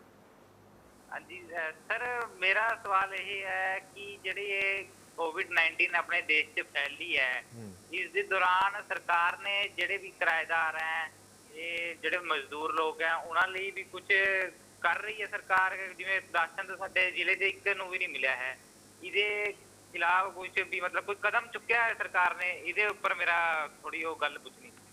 ਬਿਮਾਰੀ ਨਾਲ ਸੰਬੰਧਿਤ ਤੁਹਾਡਾ ਕੋਈ ਸਵਾਲ ਹੈਗਾ? ਉਹ ਵੀ ਪਹਿਲਾਂ ਤੁਸੀਂ ਮੈਂ ਤੁਹਾਡੇ ਇਸ ਸਵਾਲ ਦਾ ਵੀ ਜਵਾਬ ਦੇ ਦਾਂਗਾ। ਬਿਮਾਰੀ ਨਾਲ, ਕਰੋਨਾ ਵਾਇਰਸ ਨਾਲ ਸੰਬੰਧਿਤ ਜੇ ਕੋਈ ਤੁਹਾਡਾ ਸਵਾਲ ਹੈਗਾ, ਕਿਉਂਕਿ ਡਾਕਟਰਸ ਬੈਠੇ ਹੋਏ ਨੇ ਸਾਡੇ ਨਾਲ, ਉਹਨਾਂ ਤੋਂ ਪੁੱਛ ਸਕਦੇ ਹੋ ਤੁਸੀਂ। ਹਾਂਜੀ ਸਰ, ਡਾਕਟਰ ਬੇਦੀ ਸਰ, ਰਮਨੀਕ ਸਿੰਘ ਬੇਦੀ ਡਾਕਟਰ ਨੂੰ ਮੇਰਾ ਇੱਕ ਸਵਾਲ ਹੈ ਕਿ ਆਪਾਂ ਜਿਵੇਂ ਮਤਲਬ ਇਹ ਬਿਮਾਰੀ ਕਿਸੇ ਨੂੰ ਹੁੰਦੀ ਹੈ ਤਾਂ ਉਹਦੇ ਸਿੰਪਟਮਸ ਕੀ ਹੈ? ਰਾਈਟ, ਠੀਕ ਹੈ, ਬਹੁਤ ਬਹੁਤ ਸ਼ੁਕਰੀਆ ਤੁਹਾਡਾ ਸਵਾਲ ਅਸੀਂ ਪੁੱਛ ਲਿਆ। ਬੇਦੀ ਸਾਹਿਬ, ਸਿੰਪਟਮਸ ਦੀ ਬਾਰ-ਬਾਰ ਗੱਲ ਆ ਰਹੀ ਹੈ। ਬੜਾ ਅੱਛਾ ਸਵਾਲ ਤੁਸੀਂ ਪੁੱਛਿਆ। ਦੇਖੋ, ਇਹਦੇ ਵਿੱਚ ਬੁਖਾਰ ਹੋਣਾ, ਗਲਾ ਜਿਹੜਾ ਸੁੱਕਣਾ, ਖਾਂਸੀ ਹੋਣੀ ਤੇ ਸਾਹ ਤੇਜ਼ ਹੋਣਾ, ਇਹ ਔਰ ਜਿਹੜੇ ਸਰੀਰ 'ਚ ਦਰਦਾਂ ਹੋਣੀਆਂ, ਇਹ ਜਿਹੜੇ ਮੁੱਖ ਲੱਛਣ ਹੈਗੇ ਨੇ ਕਰੋਨਾ ਵਾਇਰਸ ਦੇ। ਠੀਕ ਹੈ ਅਵਨੀਤ ਜੀ, ਮੈਨੂੰ ਲੱਗਦਾ ਕਿ ਤੁਹਾਡੇ ਸਵਾਲ ਦਾ ਜਵਾਬ ਡਾਕਟਰ ਬੇਦੀ ਨੇ ਦੇ ਦਿੱਤਾ ਹੈ ਕਿ ਅਗਰ ਤੁਹਾਨੂੰ ਖਾਂਸੀ ਹੁੰਦੀ ਹੈ, ਤੇਜ਼ ਬੁਖਾਰ ਹੁੰਦਾ ਹੈ, ਜ਼ੁਕਾਮ ਹੈ ਜਾਂ ਸਰੀਰ ਦੇ ਵਿੱਚ ਕਿਸੇ ਤਰੀਕੇ ਦੇ ਕੋਈ ਦਰਦ ਹੋ ਰਿਹਾ ਹੈ, ਸੋ ਉਹ ਸਾਰੇ ਸਿੰਪਟਮਸ ਹੈਗੇ ਨੇ। ਹਾਲਾਂਕਿ ਇਹਨਾਂ ਸਿੰਪਟਮਸ ਬਾਰੇ ਵੀ ਇਹ ਕਿਹਾ ਜਾ ਰਿਹਾ ਡਾਕਟਰ ਸਾਹਿਬ ਕਿ ਇਹ ਜਿਹੜੇ ਸਿੰਪਟਮਸ ਹੈਗੇ ਜ਼ੁਕਾਮ ਨੇ ਥੋੜਾ ਕੱਟ ਦਿੱਤਾ ਗਿਆ ਹੈ। ਹਾਂ, ਅੱਛਾ, ਜ਼ੁਕਾਮ ਕੱਢ ਦਿੱਤਾ ਗਿਆ। ਜ਼ੁਕਾਮ ਜਿਹੜਾ ਹੈ ਘੱਟ ਦੇਖਿਆ ਗਿਆ ਹੈ। ਜ਼ੁਕਾਮ ਜਿਹੜਾ ਹੈਗਾ ਅੱਜ ਕੱਲ ਜਿਵੇਂ ਤੁਸੀਂ ਹੁਣ ਕਹਿਣ ਲੱਗੇ ਸੀ ਸ਼ਾਇਦ ਕਿ ਇਸ ਜਿਹੜਾ ਚੇਂਜ ਆਫ ਸੀਜ਼ਨ ਦੇ ਵਿੱਚ ਐਲਰਜਿਕ ਕਫ ਵੀ ਬਹੁਤ ਹੈ, ਐਸਥਮੈਟਿਕ ਲੋਕ ਜਿਹੜੇ ਹੈਗੇ ਨੇ ਉਹ ਵੀ ਖਾਂਸੀ ਦੇ ਸ਼ਿਕਾਰ ਹੋਏ ਨੇ। ਸੋ ਥੋੜੀ ਚੇਂਜਸ ਹੈਗੀਆਂ ਇਹਦੇ ਵਿੱਚ। ਜਨਰਲੀ ਜਿਹੜੀ ਹੈ ਕਫ ਡਰਾਈ ਹੁੰਦੀ ਹੈ, ਬੁਖਾਰ ਤੇਜ਼ ਹੁੰਦਾ ਹੈ ਔਰ ਇਹ ਸਾਹ ਜਿਹੜਾ ਹੈਗਾ ਉਹ ਤੇਜ਼ ਵਧਣਾ ਸ਼ੁਰੂ ਹੁੰਦਾ। ਕਈਆਂ ਵਿੱਚ ਖਾਂਸੀ ਘੱਟ ਵੀ ਹੁੰਦੀ ਹੈ, ਫਿਰ ਵੀ ਸਿੱਧਾ ਹੀ ਉਹ ਤੇਜ਼ ਸਾਹ ਵੱਲ ਪ੍ਰੋਗਰੈਸ ਹੁੰਦਾ ਹੈ। ਠੀਕ ਹੈ, ਪਟਿਆਲਾ ਤੋਂ ਸਾਡੇ ਇੱਕ ਹੋਰ ਦਰਸ਼ਕ ਤਰਨਜੀਤ ਵੀ ਸਾਡੇ ਨਾਲ ਫੋਨ ਲਾਈਨ ਤੇ ਜੁੜ ਗਏ ਨੇ। ਤਰਨ ਜੀ, ਇੰਡੀਆ ਨਿਊਜ਼ ਪੰਜਾਬ ਤੇ ਬਹੁਤ-ਬਹੁਤ ਸਵਾਗਤ ਹੈ। ਤੁਸੀਂ ਆਪਣਾ ਸਵਾਲ ਪੁੱਛ ਸਕਦੇ ਹੋ, ਸਾਡੇ ਨਾਲ ਦੋ ਡਾਕਟਰ ਮਾਹਿਰ ਬੈਠੇ ਹੋਏ ਨੇ। ਸਵਾਲ ਮੇਰਾ ਇਹ ਆ, ਹੈਲੋ ਹਾਂਜੀ ਹਾਂਜੀ ਪਲੀਜ਼ ਪੁੱਛਾਂ ਜੀ? ਹੈਲੋ ਹਾਂਜੀ ਹਾਂਜੀ ਤਰਨ ਜੀ, ਸਵਾਲ ਪੁੱਛੋ ਜੀ। ਸਰ ਇੱਕ ਮਿੰਟ ਮੇਰੇ ਸਵਾਲ ਦਾ ਜਵਾਬ ਦਿਓ। ਜਿਹੜਾ ਕਰੋਨਾ ਵਾਇਰਸ ਅਸੀਂ ਗੱਲ ਕਰਦਾ, ਜਿੰਨੀ ਸਾਨੂੰ ਜਾਣਕਾਰੀ ਮਿਲੀ ਆ, ਇਹ 14 ਦਿਨ ਦੀ ਖੇਡ ਆ ਵੀ 14 ਮਿੰਟ ਬੰਦੇ ਨੂੰ ਪਤਾ ਲੱਗ ਜਾਂਦਾ ਵੀ ਕੀ ਹੋਣਾ ਕੀ ਨਹੀਂ ਹੋਣਾ ਹੈਗਾ। ਹੈਲੋ ਹਾਂਜੀ ਹਾਂਜੀ ਇਹਦੇ ਜਿਹੜਾ ਕਹਿੰਦੇ ਇਹ ਕਿਸੇ ਰਹਿੰਦਾ। ਸੋ ਲੱਗਦਾ ਹੈ ਤਰਨਜੀਤ ਜੀ ਦੀ ਆਵਾਜ਼ ਥੋੜੀ ਸਾਡੇ ਤੱਕ ਸਹੀ ਤਰੀਕੇ ਦੇ ਨਾਲ ਪਹੁੰਚ ਨਹੀਂ ਪਾ ਰਹੀ ਹੈ। ਇੱਕ ਵਾਰ ਦੁਬਾਰਾ ਤੋਂ ਉਹਨਾਂ ਦੇ ਨਾਲ ਰਾਬਤਾ ਕਾਇਮ ਕਰਨ ਦੀ ਕੋਸ਼ਿਸ਼ ਕਰਾਂਗੇ। ਪਰ ਡਾਕਟਰ ਗੁੰਜਨ, ਜਿਵੇਂ ਜੋ ਇਹ ਡਰਾਈ ਕਫ ਦੀ ਬਾਰ-ਬਾਰ ਗੱਲ ਆ ਰਹੀ ਹੈ ਕਿ ਡਰਾਈ ਕਫ ਜਿਹੜਾ ਹੈਗਾ ਉਹ ਬੰਦਾ ਵੀ ਹੈਗਾ, ਔਰ ਬਲਗਮ ਦੀ ਵੀ ਗੱਲ ਆਉਂਦੀ ਹੈ ਕਿ ਲੋਕ ਜਿਹੜੇ ਇਹ ਗਲੇ ਤੇ ਅਟੈਕ ਜਿਹੜਾ ਹੈਗਾ ਉਹ ਸਭ ਤੋਂ ਪਹਿਲਾਂ ਕਰਦਾ ਹੈਗਾ। ਸੋ ਉਸ ਨੂੰ ਬਚਾਉਣ ਦੇ ਲਈ ਜਾਂ ਘਰੇ ਕਿਸ ਤਰੀਕੇ ਦੇ ਨਾਲ ਟਰੀਟ ਕੀਤਾ ਜਾ ਸਕਦਾ, ਕੀ ਟਰੀਟਮੈਂਟ ਹੈਗਾ? ਕਿਉਂਕਿ ਬਾਰ-ਬਾਰ ਗਰਮ ਪਾਣੀ ਦੀ ਵੀ ਗੱਲ ਆ ਰਹੀ ਹੈਗੀ ਹੈ ਕਿ ਗਰਮ ਪਾਣੀ ਜਿੰਨਾ ਹੋ ਸਕੇ ਮੈਕਸਿਮਮ ਉਹ ਪੀਤਾ ਜਾਵੇ। ਕਿ ਉਸ ਦੇ ਨਾਲ ਇਸ ਨੂੰ ਰੋਕਿਆ ਜਾ ਸਕਦਾ ਜਾਂ ਇਸ ਤੇ ਜਿਹੜੀ ਹੈ ਤਾਂ ਕਿ ਜਿਹੜੀ ਕਫ ਹੈਗੀ ਹੈ ਉਹ ਬਾਹਰ ਕੱਢੀ ਜਾ ਸਕੇ? ਗਰਮ ਪਾਣੀ ਦਾ ਕਿੰਨਾ ਕੁ ਵੱਡਾ ਰੋਲ ਹੈਗਾ ਇਸ 'ਚ?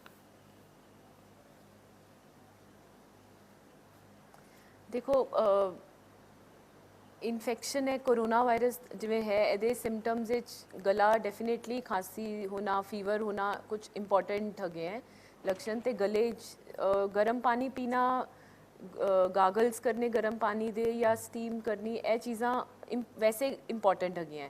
ਮਤਲਬ ਡੈਫੀਨੇਟਲੀ ਗਰਮ ਪਾਣੀ ਦਾ ਰੋਲ ਹੈਗਾ। ਬਟ ਇੱਕ ਵਾਰ ਇਨਫੈਕਸ਼ਨ ਹੋਣ ਤੋਂ ਬਾਅਦ ਉਹਨੂੰ ਕਿੰਨਾ ਕੁ ਟਰੀਟ ਹੋਏਗਾ ਉਹ ਕਹਿਣਾ ਹੁਣੇ ਮਤਲਬ ਬਹੁਤ ਜ਼ਿਆਦਾ ਉਹ ਨਹੀਂ ਹੈਗਾ। ਬਟ ਹਾਂ, ਡੈਫੀਨੇਟਲੀ ਇਹਦਾ ਕੋਈ ਹਾਰਮਲੈਸ ਚੀਜ਼ ਹੈ। ਜਿਵੇਂ ਮੈਂ ਪਹਿਲੇ ਵੀ ਕਿਹਾ, ਘਰ ਦੀ ਕੁਝ ਚੀਜ਼ਾਂ ਹੈਗੀਆਂ ਜੋ ਅਸੀਂ ਨਾਰਮਲੀ ਵੀ ਫੋਲੋ ਕਰਦੇ ਆ। ਨਾਰਮਲੀ ਵੀ ਗਲਾ ਖਰਾਬ ਹੁੰਦਾ ਕਿਸੇ ਦਾ, ਅਸੀਂ ਉਹਨੂੰ ਗਰਮ ਪਾਣੀ ਦਿੰਦੇ ਆ, ਗਾਗਲਸ ਕਰਨ ਨੂੰ ਦਿੰਦੇ ਆ, ਤੇ ਉਹ ਹੈਲਪ ਕਰਦੀ ਹੈ। ਲੁਧਿਆਣਾ ਤੋਂ ਸਾਡੇ ਇੱਕ ਦਰਸ਼ਕ ਵੀ ਸਾਡੇ ਨਾਲ ਜੁੜ ਗਏ ਡਾਕਟਰ ਗੁੰਜਨ। ਲੁਧਿਆਣਾ ਤੋਂ ਇੱਕ ਦਰਸ਼ਕ ਜੁੜੇ ਨੇ, ਉਹਨਾਂ ਦਾ ਸਵਾਲ ਲੈ ਲੈਂਦੇ ਆ। ਮੈਂ ਇੱਥੇ ਇੱਕ ਗੱਲ ਵਾਸੂ ਜੀ ਕਹਿਣਾ ਚਾਹੂੰਗਾ। ਮੈਂ ਇੱਕ ਗੱਲ ਕਰ ਸਕਦਾ ਇੱਥੇ? ਬਿਲਕੁਲ ਬਿਲਕੁਲ। ਕਿ ਜੇ ਕੋਈ ਆਦਮੀ ਨੂੰ ਲੱਗਦਾ ਕਿ ਇਹੋ ਜਿਹੇ ਲੱਛਣ ਨੇ ਤੇ ਕਿ ਗਰਮ ਪਾਣੀ ਜਾਂ ਇਹੋ ਜਿਹਾ ਕੁਝ ਸੇਵਨ ਦੇ ਚੱਕਰ ਦੇ ਵਿੱਚ ਆਪਣਾ ਟਾਈਮ ਵੇਸਟ ਨਾ ਕਰਨ, ਪਲੀਜ਼ ਉਹ ਡਾਕਟਰ ਦੀ ਸਲਾਹ ਲੈਣ ਔਰ ਹਸਪੀਟਲ ਜਾ ਕੇ ਆਪਣਾ ਚੈੱਕਅਪ ਕਰਾਉਣ। ਇਹ ਨਾ ਹੋਏ ਕਿ ਖਾਂਸੀ ਹੋ ਰਹੀ ਹੈ, ਮੇਰਾ ਗਲਾ ਖਰਾਬ ਹੋ ਰਿਹਾ ਹੈ, ਬੁਖਾਰ ਹੋ ਰਿਹਾ ਹੈ ਤੇ ਮੈਂ ਗਰਮ ਪਾਣੀ ਲੈ ਕੇ ਜਾਂ ਚਾਹ ਪੀ ਕੇ ਤੇ ਆਪਣਾ ਟਾਈਮ ਬੇਕਾਰ ਕਰਾਂ। ਮੇਰੀ ਇਹ ਬੇਨਤੀ ਹੈਗੀ ਸਾਰੇ ਲੋਕਾਂ ਨਾਲ। ਆਲਰਾਈਟ ਬਿਲਕੁਲ। ਔਰ ਮੈਨੂੰ ਲੱਗਦਾ ਕਿ ਇਹ ਅੱਛੀ ਸੁਜੈਸ਼ਨ ਵੀ ਹੈਗੀ ਹੈ ਕਿਉਂਕਿ ਲੋਕ ਜਿਹੜੇ ਹੈਗੇ ਨੇ ਉਹ ਸੋਸ਼ਲ ਮੀਡੀਆ ਦੇ ਮੈਸੇजेस ਪੜ੍ਹ ਕੇ ਉਸ ਨੂੰ ਫੋਲੋ ਕਰ ਲੈਂਦੇ ਨੇ, ਫਿਰ ਬਾਅਦ ਦੇ ਵਿੱਚ ਨੁਕਸਾਨ ਜ਼ਿਆਦਾ ਹੋ ਜਾਂਦਾ ਹੈ। ਡਾਕਟਰਸ ਦੀ ਸਲਾਹ ਉਹ ਲੈਂਦੇ ਨਹੀਂ। ਸੋ ਅਸੀਂ ਵੀ ਇਹੀ ਅਪੀਲ ਕਰਾਂਗੇ ਕਿ ਜੇਕਰ ਤੁਹਾਨੂੰ ਅਜਿਹੇ ਕੋਈ ਲੱਛਣ ਨਜ਼ਰ ਆਉਂਦੇ ਨੇ ਤਾਂ ਇੱਕ ਵਾਰ ਡਾਕਟਰ ਦੇ ਨਾਲ ਕੰਸਰਨ ਜ਼ਰੂਰ ਕੀਤਾ ਜਾਵੇ, ਰਾਦਰ ਦੈਨ ਆਹ ਜਿਹੜੇ ਸੋਸ਼ਲ ਮੀਡੀਆ ਤੇ ਮੈਸੇजेस ਸਪਰੈਡ ਹੁੰਦੇ ਨੇ ਉਹਨਾਂ ਨੂੰ। ਉਹ ਠੀਕ ਹੈ, ਇੱਕ ਅੱਛੀਆਂ ਚੀਜ਼ਾਂ ਵੀ ਹੁੰਦੀਆਂ ਨੇ, ਪਰ ਡਾਕਟਰਸ ਦੇ ਨਾਲ ਕੰਸਰਨ ਜ਼ਰੂਰ ਕੀਤਾ ਜਾਵੇ। ਲੁਧਿਆਣਾ ਤੋਂ ਸਾਡੇ ਇੱਕ ਦਰਸ਼ਕ ਸਾਡੇ ਨਾਲ ਫੋਨ ਲਾਈਨ ਤੇ ਜੁੜ ਗਏ ਨੇ। ਬਹੁਤ ਬਹੁਤ ਸਵਾਗਤ ਹੈ ਜੀ ਇੰਡੀਆ ਨਿਊਜ਼ ਪੰਜਾਬ ਤੇ। ਕੀ ਸਵਾਲ ਹੈ ਜੀ ਤੁਹਾਡਾ?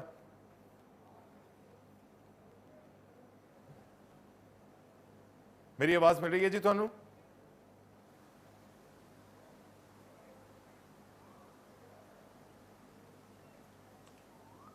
ਪਟਿਆਲਾ ਤੋਂ ਤਰਨਜੀਤ ਜੀ ਇੱਕ ਵਾਰ ਫਿਰ ਤੋਂ ਜੁੜ ਗਏ ਨੇ। ਤਰਨਜੀਤ ਜੀ, ਤੁਸੀਂ ਆਪਣਾ ਸਵਾਲ ਪੁੱਛ ਸਕਦੇ ਹੋ। ਹਾਂਜੀ ਸਰ, ਸਾਨੂੰ ਜਿੱਥੇ ਤੱਕ ਨੌਲੇਜ ਦਿੱਤੀ ਗਈ ਆ ਵੀ ਆਮ ਵਸਤੂ ਤੇ 9 ਘੰਟੇ ਰਹਿੰਦਾ ਤੇ 14 ਦਿਨ ਚ ਬੰਦੇ ਦਾ ਪਤਾ ਲੱਗ ਜਾਂਦਾ ਵੀ ਉਹਨੂੰ ਕਰੋਨਾ ਹੈ ਜਾਂ ਨਹੀਂ। ਹੈਲੋ, ਹਾਂਜੀ ਪੁੱਛੋ ਤੁਸੀਂ, ਤੁਹਾਡੀ ਆਵਾਜ਼ ਆ ਰਹੀ ਹੈ ਸਰ। ਮੇਰੀ ਸਵਾਲ ਇਹੀ ਆ, ਮੇਰੀ ਆਵਾਜ਼ ਨਹੀਂ ਪਹੁੰਚ ਰਹੀ ਤੁਹਾਡੇ ਤੱਕ, ਵੀ ਸਾਨੂੰ ਜਿਹੜਾ ਪਤਾ ਲੱਗਿਆ ਇਸ ਚੀਜ਼ ਦਾ ਵੀ 9 ਘੰਟੇ ਇਹਦੀ ਜੀਵਤ ਹੈਗੀ ਆ ਕਿਸੇ ਵਸਤੂ ਤੇ ਵਗੈਰਾ ਤੇ। 14 ਦਿਨ ਤੱਕ ਇਹਦਾ ਪਤਾ ਲੱਗ ਜਾਂਦਾ ਤੁਹਾਨੂੰ ਹੈ ਜਾਂ ਨਹੀਂ। ਹਾਂ 14 ਦਿਨ ਤੱਕ ਪਤਾ ਲੱਗ ਜਾਂਦਾ ਕਿ ਹੁਣ 22 ਤਰੀਕ ਦੇ ਘਰਾਂ 'ਚ ਬੈਠੇ ਹਾਂ, ਸਾਨੂੰ ਕੋਈ ਪ੍ਰੋਬਲਮ ਤਾਂ ਨਹੀਂ। ਜੇ ਸਾਡੇ ਕੋਈ ਏਦਾਂ ਦੀ ਕਿਸੇ ਤਰ੍ਹਾਂ ਦੀ ਅਸੀਂ ਘਰਾਂ 'ਚ ਬੈਠੇ ਬਾਹਰ ਨਹੀਂ, ਸਾਨੂੰ ਕੋਈ ਡਰਨ ਦੀ ਲੋੜ ਹੈ ਜਾਂ ਨਹੀਂ। ਸਾਨੂੰ 22 ਤਰੀਕ ਤੋਂ ਅਸੀਂ ਆਪਣੇ ਆਪਣੇ ਘਰਾਂ 'ਚ ਬੈਠੇ ਹਾਂ ਹਾਂ ਵੀ ਸਾਨੂੰ ਇਸ ਕਰਕੇ ਜਾਣਕਾਰੀ ਚਾਹੀਦੀ ਆ ਵੀ ਜੇ ਇੰਨੇ ਕੁ ਦਿਨਾਂ 'ਚ ਸਾਨੂੰ ਇਹ ਵੀ ਦੱਸਿਆ ਗਿਆ ਵੀ 20-25 ਦਿਨਾਂ ਜੇ ਕਰੋਨਾ ਹੋਵੇ ਨਾ ਇਲਾਜ ਕਰਾਈਏ ਉਹਦੀ ਮੌਤ ਹੋ ਜਾਂਦੀ ਆ। ਇਹਦੇ ਬਾਰੇ ਸਾਨੂੰ ਥੋੜੀ ਜਾਣਕਾਰੀ ਦਿਓ ਵੀ ਇਹ ਜਾਣਕਾਰੀਆਂ ਸਹੀ ਨੇ ਜਾਂ ਗਲਤ ਨੇ। ਠੀਕ ਹੈ ਡਾਕਟਰ ਬੇਦੀ, ਉਹਨਾਂ ਦਾ ਸਵਾਲ ਇਹ ਹੈਗਾ ਕਿ ਲੋਕਡਾਊਨ ਦੇ ਪੀਰੀਅਡ ਦੇ ਵਿੱਚ ਉਹ ਘਰੇ ਬੈਠੇ ਹੋਏ ਨੇ, ਲੱਛਣ ਜੇ ਕਿਸੇ ਨੂੰ ਨਜ਼ਰ ਵੀ ਆ ਜਾਂਦੇ ਨੇ ਪਰ ਉਹਨਾਂ ਨੂੰ ਕਿਵੇਂ ਪਤਾ ਲੱਗੇਗਾ? ਹਾਂ ਦੇਖੋ ਇਹ ਇਸ ਤਰ੍ਹਾਂ ਹੈਗਾ, ਦੋ ਗੱਲਾਂ ਨੇ। ਇੱਕ ਤਾਂ ਇਹ ਹੈ ਕਿ ਜਿਹੜਾ ਨੇ ਪੁੱਛਿਆ ਹੈ ਕਿ ਜੇ 14 ਦਿਨ ਤੋਂ ਇਹ ਘਰ ਬੈਠੇ ਨੇ ਜਾਂ 21 ਦਿਨ ਤੋਂ ਘਰ ਬੈਠੇ ਨੇ, ਇਹਨਾਂ 'ਚ ਕੋਈ ਲੱਛਣ ਆਇਆ ਨਹੀਂ ਹੈ ਤੇ ਇਹਨਾਂ ਨੂੰ ਹੁਣ ਕੀ ਲੋੜ ਹੈ ਕਿ ਲੋਕਡਾਊਨ ਜਿਹੜਾ ਹੈ ਘਰ ਹੀ ਬੈਠੇ ਰਹਿਣ। ਔਰ ਦੂਜੀ ਗੱਲ ਇਹ ਹੈ ਕਿ ਵੀ ਇਸ ਤਰ੍ਹਾਂ ਹੈ ਕਿ ਜੇ ਲੋਕਡਾਊਨ ਨੂੰ ਅਸੀਂ ਐਕਸਟੈਂਡ ਨਹੀਂ ਕਰਨਗੇ ਤੇ ਅੱਜ ਅਗਰ ਉਹ ਬਾਹਰ ਨਿਕਲਦੇ ਨੇ ਤੇ ਉਹ ਕਿਸੇ ਤੇ ਜਿਹੜਾ ਕੋਰੋਨਾ ਪੇਸ਼ੈਂਟ ਦਾ ਸ਼ਿਕਾਰ ਹੈਗਾ ਮਰੀਜ਼, ਉਹਦੇ ਤੋਂ ਇਨਫੈਕਟਡ ਹੋ ਸਕਦੇ ਨੇ। ਸੋ ਇਹ ਲੋਕਡਾਊਨ ਦੇ ਜਿਹੜੇ ਹੈਗੇ ਨੇ ਇਹ ਕਈ ਤਰ੍ਹਾਂ ਦੇ ਇਹਦੇ ਫਾਇਦੇ ਨੇ। ਇਹ ਨਹੀਂ ਹੈ ਕਿ ਜੇ ਮੈਨੂੰ ਅੱਜ ਲੱਛਣ ਨਹੀਂ ਹੈ 22 ਦਿਨਾਂ ਤੇ ਮੈਂ ਬਾਹਰ ਜਾਊਂਗਾ ਤੇ ਅੱਜ ਮੈਂ ਉਹਦਾ ਸ਼ਿਕਾਰ ਹੋ ਸਕਦਾ ਹੈ। ਸੋ ਲੋਕਡਾਊਨ ਜਿਹੜਾ ਹੈਗਾ ਉਹ ਉਹ ਤੁਹਾਡੇ ਵਾਸਤੇ ਵੀ ਹੈਗਾ ਤੇ ਸਾਰੇ ਲੋਕਾਂ ਵਾਸਤੇ ਵੀ ਹੈ। ਤੁਸੀਂ ਫਿਰ ਜੋ ਵਾਪਸ ਆਓਗੇ, ਲੈਟਰ ਸੇ ਮੈਂ ਅੱਜ ਮੈਨੂੰ ਲੱਛਣ ਨਹੀਂ ਹੈ, ਮੈਂ ਬਾਹਰ ਜਾਣਾ ਹੈ, ਮੈਂ ਕਿਸੇ ਕਰੋਨਾ ਪੇਸ਼ੈਂਟ ਦੇ ਨਾਲ ਉਹਦੇ ਨੇੜੇ ਜਾਣਾ ਹੈ ਤੇ ਉਹਦੇ ਨਾਲ ਇਨਫੈਕਟ ਹੋ ਜਾਣਾ ਹੈ, ਮੈਂ ਘਰ ਬੈਠੂੰਗਾ ਤੇ ਮੈਂ ਘਰ ਦੇ ਸਦੱਸਿਆਂ ਨੂੰ ਹੋਰਾਂ ਨੂੰ ਵੀ ਇਨਫੈਕਟ ਕਰੂੰਗਾ। ਉਹਨਾਂ ਨੂੰ ਅੱਗੇ 14 ਦਿਨ ਫਿਰ ਲੱਗਣਗੇ, ਹੋ ਸਕਦਾ ਹੈ ਲੱਛਣ ਆਉਣ 'ਚ, ਤਦ ਤੱਕ ਇਹ ਫੈਲ ਜਾਏਗਾ ਬਹੁਤ ਜ਼ਿਆਦਾ। ਸੋ ਜਿਹੜਾ ਸੋਸ਼ਲ ਡਿਸਟੈਂਸਿੰਗ ਦਾ ਮਤਲਬ ਹੀ ਇਹੀ ਹੈ ਕਿ ਕਰਵ ਜਿਹੜੀ ਹੈਗੀ ਹੈ ਤਾਂ ਕਿ ਇਹ ਬੜੀ ਤੇਜ਼ੀ ਨਾਲ ਨਾ ਫੈਲੇ ਔਰ ਇਹਨੂੰ ਜਿੱਥੇ ਜਿੱਥੇ ਹੈਗਾ ਉੱਥੇ ਆਇਡੈਂਟੀਫਾਈ ਕੀਤਾ ਜਾਏ, ਉੱਥੇ ਰੋਕਿਆ ਜਾਏ ਔਰ ਉੱਥੇ ਹੀ ਖਤਮ ਕੀਤਾ ਜਾਏ। ਇਸ ਕਰਕੇ ਤੁਸੀਂ ਦੇਖਿਆ ਹੋਵੇਗਾ ਕਿ ਕਈ ਇਹੋ ਜਿਹੇ ਇਲਾਕੇ ਨੇ ਜਿਨ੍ਹਾਂ ਨੂੰ ਸੀਲ ਕੀਤਾ ਹੈ ਗਵਰਨਮੈਂਟ ਨੇ। ਹੁਣ ਇਹ ਸੀਲ ਕਰਨ ਦਾ ਮਕਸਦ ਇਹੀ ਹੈ ਕਿ ਨਾ ਤੇ ਕੋਈ ਉੱਥੇ ਦਾ ਬੰਦਾ ਬਾਹਰ ਜਾਏ ਤਾਂ ਕਿ ਉਹ ਇਨਫੈਕਟ ਨਾ ਕਰੇ, ਨਾ ਬਾਹਰ ਦਾ ਬੰਦਾ ਉੱਥੇ ਆਏ ਔਰ ਉਹ ਆਪਣੇ ਆਪ ਨੂੰ ਇਨਫੈਕਟ ਕਰੇ ਔਰ ਅੱਗੇ ਜਾ ਕੇ ਫੈਲਾਏ। ਰਾਈਟ ਲੁਧਿਆਣਾ ਤੋਂ ਨਿਰਭੈ ਸਿੰਘ ਜੀ ਵੀ ਸਾਡੇ ਨਾਲ ਫੋਨ ਲਾਈਨ ਤੇ ਜੁੜ ਗਏ ਨੇ। ਇਹ ਕਹਿ ਦੇਣਾ ਕਿ ਮੈਂ 21 ਦਿਨ ਤੋਂ ਘਰ ਬੈਠਾ ਹਾਂ। ਹਾਂ ਰਾਈਟ ਨਿਰਭੈ ਜੀ ਆਪਣਾ ਸਵਾਲ ਪੁੱਛ ਸਕਦੇ ਹੋ ਤੁਸੀਂ। ਬਹੁਤ ਬਹੁਤ ਸਵਾਗਤ ਹੈ ਇੰਡੀਆ ਨਿਊਜ਼ ਪੰਜਾਬ ਤੇ। ਸਰ ਮੈਂ ਇਹ ਪੁੱਛਣਾ ਚਾਹੁੰਦਾ ਹਾਂ ਵੀ ਜਿਸ ਤਰ੍ਹਾਂ ਆਪਾਂ ਸਬਜ਼ੀਆਂ ਖਰੀਦਦੇ ਹਾਂ ਜਾਂ ਮਤਲਬ ਹੋਰ ਚੀਜ਼ਾਂ ਫਿਰ ਉਹਨਾਂ ਨੂੰ ਬਕਾਇਆ ਵੀ ਲੈਂਦੇ ਆ ਉਹਨਾਂ ਤੋਂ, ਜਾਂ ਕੋਈ ਹੋਰ ਚੀਜ਼ ਆਪਾਂ ਖਰੀਦਦੇ ਹਾਂ, ਉਹਨੂੰ ਘਰੇ ਆਪਾਂ ਕਿਸ ਤਰ੍ਹਾਂ ਵਰਤਣਾ, ਉਹਨੂੰ ਕਿੰਨਾ ਚਿਰ ਬਾਹਰ ਰੱਖਣਾ, ਦੂਰ ਰੱਖਣਾ, ਕਦੋਂ ਉਹਨੂੰ ਧੋਣਾ, ਕਿਸ ਤਰ੍ਹਾਂ ਕਰਨਾ, ਉਹਦੇ ਬਾਰੇ ਸਾਨੂੰ ਦੱਸੋ। ਰਾਈਟ ਬਹੁਤ ਅੱਛਾ ਸਵਾਲ ਹੈ ਤੁਹਾਡਾ ਡਾਕਟਰ ਗੁੰਜਨ ਕਿ ਲੋਕ ਜਿਹੜੇ ਹੈਗੇ ਨੇ ਸਬਜ਼ੀਆਂ ਵੀ ਖਰੀਦ ਰਹੇ ਨੇ, ਮੰਡੀਆਂ ਦੇ ਵਿੱਚੋਂ ਸਬਜ਼ੀਆਂ ਆ ਰਹੀਆਂ ਹੈਗੀਆਂ ਨੇ, ਜਿਹੜੇ ਰੇਹੜੀਆਂ ਵਾਲੇ ਲੋਕਾਂ ਦੀ ਗਲੀਆਂ ਦੇ ਵਿੱਚ ਜਾ ਰਹੇ ਨੇ ਉੱਥੋਂ ਸਬਜ਼ੀਆਂ ਖਰੀਦ ਰਹੇ ਨੇ, ਕਿਸ ਤਰੀਕੇ ਦੇ ਨਾਲ ਮੰਡੀਆਂ ਤੋਂ ਇੱਥੇ ਤੱਕ ਪਹੁੰਚ ਰਹੀ, ਆਪਣੇ ਘਰਾਂ ਤੱਕ ਪਹੁੰਚ ਰਹੀਆਂ ਨੇ, ਉਸ ਤੋਂ ਬਾਅਦ ਉਹਨਾਂ ਨੂੰ ਕਿਸ ਤਰੀਕੇ ਦੇ ਨਾਲ ਟਰੀਟ ਕੀਤਾ ਜਾਵੇ, ਕਿ ਸਬਜ਼ੀਆਂ ਨੂੰ ਵੀ ਸੈਨੀਟਾਈਜ਼ ਕਰਨ ਦੀ ਲੋੜ ਹੈਗੀ ਹੈ ਜਾਂ ਜਿਹੜੇ ਲਿਫਾਫਿਆਂ ਦੇ ਵਿੱਚ ਉਹ ਆਂਦੀ ਸਬਜ਼ੀਆਂ ਪਾ ਕੇ ਦਿੰਦੇ ਨੇ ਉਹਨਾਂ ਨੂੰ ਸੈਨੀਟਾਈਜ਼ ਕਰਕੇ ਹੀ ਇਨਫ ਹੋ ਜਾਏਗਾ ਜਾਂ ਉਹਨਾਂ ਨੂੰ ਬੋਇਲ ਕਰਨਾ ਪਏਗਾ, ਕੀ ਉਹਦੇ ਵਾਸਤੇ ਕੀ ਕੁਝ ਕਰਨਾ ਪਏਗਾ? ਬਿਲਕੁਲ ਜੋ ਸਬਜ਼ੀਆਂ ਆ ਜੋ ਡੇ ਟੂ ਡੇ ਅਸੀਂ ਚੀਜ਼ਾਂ ਬਾਹਰੋਂ ਲੈਂਦੇ ਹਾਂ ਜਿਵੇਂ ਦੁੱਧ ਦੇ ਪੈਕੇਟਸ, ਬ੍ਰੈਡ, ਪਹਿਲੇ ਸਟੈਪ ਵਿੱਚ ਤੇ ਸਾਰੀ ਚੀਜ਼ਾਂ ਨੂੰ ਵਾਸ਼ ਕਰਕੇ ਅੰਦਰ ਆਪਣੇ ਘਰ ਦੇ ਲਿਆਓ ਤੇ ਬਾਹਰ ਜੋ ਲਿਫਾਫੇ ਹੈ ਜਿਵੇਂ ਸਬਜ਼ੀਆਂ ਜਿੰਨਾ ਹੀ ਚਾਹੀਏ ਉਹਨਾਂ ਨੂੰ ਅਗਰ ਪੋਸੀਬਲ ਹੈ ਤੇ ਤੁਸੀਂ ਬਾਹਰ ਡਿਸਕਾਰਡ ਕਰ ਦਿਓ ਤੇ ਅੰਦਰੋਂ ਸਬਜ਼ੀਆਂ ਲਓ। ਸਬਜ਼ੀਆਂ ਨੂੰ ਅੱਛੀ ਤਰ੍ਹਾਂ ਤੋਂ ਵਾਸ਼ ਕਰਕੇ ਕੋਸ਼ਿਸ਼ ਕਰੋ ਕਿ ਉਹਨੂੰ ਤੁਸੀਂ ਬਾਹਰ ਰੱਖੋ, ਧੁੱਪੇ 'ਚ ਰੱਖ ਸਕਦੇ ਹੋ, ਥੋੜੀ ਦੇਰ ਰੱਖ ਸਕਦੇ ਹੋ ਤੇ ਨੈਕਸਟ ਡੇ ਤੱਕ ਯੂਜ਼ ਕਰ ਸਕਦੇ ਹੈਗੇ ਹੋ। ਤੇ ਉਹਨਾਂ ਨੂੰ ਵੀ ਕੋਸ਼ਿਸ਼ ਕਰੋ ਕਿ ਪ੍ਰੋਪਰਲੀ ਕੁੱਕ ਕਰਕੇ ਹੀ ਹਰ ਚੀਜ਼ ਲਓ। ਬਟ ਜਿਵੇਂ ਫਰੂਟਸ ਹੈ, ਸੈਲਡਸ ਹੈ, ਉਹ ਤੁਸੀਂ ਅੱਛੀ ਤਰ੍ਹਾਂ ਤੋਂ ਵਾਸ਼ ਕਰਕੇ ਆਫਟਰ ਮਤਲਬ ਇੱਕ ਦਿਨ ਲਈ ਉਹਨੂੰ ਨਾ ਯੂਜ਼ ਕਰੋ, ਅਗਲੇ ਦਿਨ ਯੂਜ਼ ਕਰੋ। ਠੀਕ ਹੈ। ਬਹੁਤ ਸਾਰੇ ਜਿਵੇਂ ਆਰਟੀਕਲਸ ਵਿੱਚ ਆ ਰਿਹਾ ਕਿ ਤੁਸੀਂ ਡਿਫਰੈਂਟ ਚੀਜ਼ਾਂ ਯੂਜ਼ ਕਰ ਸਕਦੇ ਹੋ, ਉਹਨੂੰ ਵਾਸ਼ ਕਰ ਸਕਦੇ ਹੋ, ਉਹ ਅਵੇਲੇਬਲ ਹੈ, ਕਰੋ। Otherwise normal soap and water ਨਾਲ ਵੀ ਕਰ ਸਕਦੇ ਹੋ ਤੁਸੀਂ ਤੇ ਨੈਕਸਟ ਡੇ ਤੱਕ ਯੂਜ਼ ਕਰੋ। ਰਾਈਟ। ਅੰਮ੍ਰਿਤਸਰ ਤੋਂ ਬਖਸ਼ੀਸ਼ ਸਿੰਘ ਜੀ ਸਾਡਾ ਫੋਨ ਲਾਈਨ ਤੇ ਜੁੜ ਗਏ ਨੇ। ਬਖਸ਼ੀਸ਼ ਜੀ ਬਹੁਤ ਬਹੁਤ ਸਵਾਗਤ ਹੈ। ਕੀ ਪੁੱਛਣਾ ਚਾਹੋਗੇ ਤੁਸੀਂ ਕਰੋਨਾ ਵਾਇਰਸ ਨੂੰ ਲੈ ਕੇ? ਹੁਣ ਗਰਮੀ ਦਾ ਸੀਜ਼ਨ ਆ ਰਿਹਾ, ਇਹਦੇ ਨਾਲ ਇਹਦੀ ਸਪਰੈਡ ਘਟੇਗੀ? ਗਰਮੀ ਦੇ ਵਿੱਚ ਕਰੋਨਾ ਵਾਇਰਸ ਦਾ ਅਸਰ ਕਿੰਨਾ ਕੁ ਘਟੇਗਾ? ਬਹੁਤ ਬਹੁਤ ਸ਼ੁਕਰੀਆ ਆਪਣਾ ਸਵਾਲ ਪੁੱਛਣ ਦੇ ਲਈ। ਡਾਕਟਰ ਬੇਦੀ, ਕਿਉਂਕਿ ਬਾਰ-ਬਾਰ ਇਹ ਵੀ ਗੱਲਾਂ ਨਿਕਲ ਕੇ ਸਾਹਮਣੇ ਆ ਰਹੀਆਂ ਨੇ ਕਿ ਜਿਵੇਂ ਜਿਵੇਂ ਗਰਮੀ ਵਧੇਗੀ ਇਹ ਕਰੋਨਾ ਵਾਇਰਸ ਦਾ ਜਿਹੜਾ ਅਸਰ ਹੈਗਾ ਉਹ ਖਤਮ ਹੋਵੇਗਾ, ਇਸ 'ਚ ਕਿੰਨੀ ਕੁ ਸੱਚਾਈ ਹੈਗੀ ਹੈ? ਦੇਖੋ ਜੀ, ਇਹ ਦੇਖਿਆ ਗਿਆ ਜਦੋਂ ਇਨੀਸ਼ੀਅਲ ਸਟੱਡੀਜ਼ ਜਦੋਂ ਕੀਤੀਆਂ ਕਿ ਜਿਹੜਿਆਂ ਕੰਟਰੀਜ਼ ਵਿੱਚ ਟੈਂਪਰੇਚਰ 5 ਡਿਗਰੀ ਤੋਂ ਲੈ ਕੇ 15 ਡਿਗਰੀ ਤੱਕ ਸੀਗਾ, ਉਹਦੇ ਵਿੱਚ ਇਹਦੀ ਸੀਰੀਅਸਨੈਸ ਜ਼ਿਆਦਾ ਹੋਈ ਹੈ। ਸੋ ਇਹ ਜਦੋਂ ਅਸੀਂ ਇੰਡੀਆ ਦੇਖਦੇ ਹਾਂ, ਪਾਕਿਸਤਾਨ ਦੇਖਦੇ ਹਾਂ, ਸ਼੍ਰੀਲੰਕਾ ਦੇਖਦੇ ਹਾਂ, ਬੰਗਲਾਦੇਸ਼ ਦੇਖਦੇ ਹਾਂ, ਸੋ ਇਹਨਾਂ ਵਿੱਚ ਦੇਖਿਆ ਗਿਆ ਕਿ ਇੰਨੀ ਸੀਰੀਅਸਨੈਸ ਪੇਸ਼ੈਂਟ ਦੀ ਨਹੀਂ ਆਈ ਹੈ। ਹਾਂ, ਇਹ ਜਿਹੜੀਆਂ ਗੱਲਾਂ ਕਰਦੇ ਹਾਂ ਅਸੀਂ ਕਿ ਅਸੀਂ ਟੈਸਟ ਵੀ ਇੰਨੇ ਨਹੀਂ ਕੀਤੇ, ਇਸ ਕਰਕੇ ਸਾਨੂੰ ਪਤਾ ਨਹੀਂ ਹੈ ਕਿ ਅਸਲੀ ਕੇਸਿਸ ਕਿੰਨੇ ਨੇ ਜਿਹੜੇ ਕੋਵਿਡ ਪੋਜ਼ਿਟਿਵ ਨੇ। ਮਗਰ ਇਹ ਵੀ ਗੱਲ ਸੱਚ ਹੈ ਕਿ ਸੀਰੀਅਸ ਪੇਸ਼ੈਂਟ ਜਿਹੜੇ ਹੈਗੇ ਆ ਹਸਪਤਾਲਾਂ ਵਿੱਚ ਇਸ ਮਿਆਦ ਵਿੱਚ ਉਹ ਦਾਖਲ ਨਹੀਂ ਹੋ ਰਹੇ।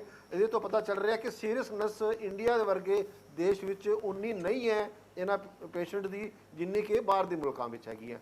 ਹਾਂ, ਹੁਣ ਇਹ ਕਹਿ ਦੇਣਾ ਕਿ ਵੀ ਗਰਮੀ ਕਰਕੇ ਇਹਦੇ ਤੇ ਕੀ ਅਸਰ ਪਏਗਾ, ਇਹਦਾ ਸਾਇੰਟੀਫਿਕ ਐਵੀਡੈਂਸ ਕੋਈ ਨਹੀਂ ਹੈਗਾ। ਔਰ ਇਹਦੇ ਕਰਕੇ ਅਸੀਂ ਅਗਰ ਕੰਪਲਸੈਂਟ ਹੋ ਜਾਈਏ ਜਾਂ ਕੇਅਰਲੈਸ ਹੋ ਜਾਈਏ ਤੇ ਅਸੀਂ ਜਿੰਨਾ ਅਸੀਂ 20-25 ਦਿਨਾਂ 'ਚ ਜੋ ਅਸੀਂ ਇਹਦੇ ਫਾਇਦਾ ਚੁੱਕਿਆ ਹੈਗਾ ਉਹ ਕੱਲ ਨੂੰ ਕੇਅਰਲੈਸ ਹੋ ਕੇ ਕੰਪਲਸੈਂਟ ਹੋ ਕੇ ਉਹ ਸਾਰਾ ਦਾ ਸਾਰਾ ਵਾਪਸ ਆ ਸਕਦਾ ਹੈ। ਕਿਉਂਕਿ ਇਹ ਦਿਨਾਂ ਦੇ ਦਿਨਾਂ ਵਿੱਚ, ਇਹ ਘੰਟਿਆਂ ਦੇ ਵਿੱਚ ਕੰਟਰੀਜ਼ ਵਿੱਚ ਇੰਨਾ ਵੱਧ ਗਿਆ ਹੈ ਕਿ ਉਹ ਸੰਭਲਣਾ ਜਿਹੜਾ ਉਹਦਾ ਉਹ ਮੁਸ਼ਕਿਲ ਹੋ ਗਿਆ, ਇਵਨ ਡਿਵੈਲਪਡ ਕੰਟਰੀਜ਼ ਵਾਸਤੇ। ਬਿਲਕੁਲ, ਔਰ ਤੁਸੀਂ ਬਿਲਕੁਲ ਸਹੀ ਗੱਲ ਕਹੀ ਹੈ ਕਿ ਇਹਦਾ ਕੋਈ ਸਾਇੰਟੀਫਿਕ ਉਹ ਵੀ ਨਹੀਂ ਹੈਗਾ ਕਿ ਹਾਂ ਕਿ ਗਰਮੀ ਦੇ ਵਿੱਚ ਖਤਮ ਹੋ ਜਾਵੇਗਾ। ਕਿਉਂਕਿ ਮੈਂ ਵੀ ਇੱਕ ਸਟੱਡੀ ਦੇ ਵਿੱਚ ਪੜ੍ਹਿਆ ਸੀਗਾ ਕਿ ਉਹਦੇ ਵਿੱਚ ਲਿਖਿਆ ਹੋਇਆ ਸੀ ਕਿ ਈਵਨ 50 ਡਿਗਰੀ ਟੈਂਪਰੇਚਰ ਦੇ ਵਿੱਚ ਵੀ ਇਸ ਨੂੰ ਨਸ਼ਟ ਕਰਨ ਦੀ ਕੋਸ਼ਿਸ਼ ਕੀਤੀ ਗਈ ਤਾਂ ਉਹਦੇ ਵਿੱਚ ਵੀ ਇਹ ਨਸ਼ਟ ਨਹੀਂ ਹੋਇਆ 50 ਡਿਗਰੀ ਟੈਂਪਰੇਚਰ ਦੇ ਵਿੱਚ ਵੀ।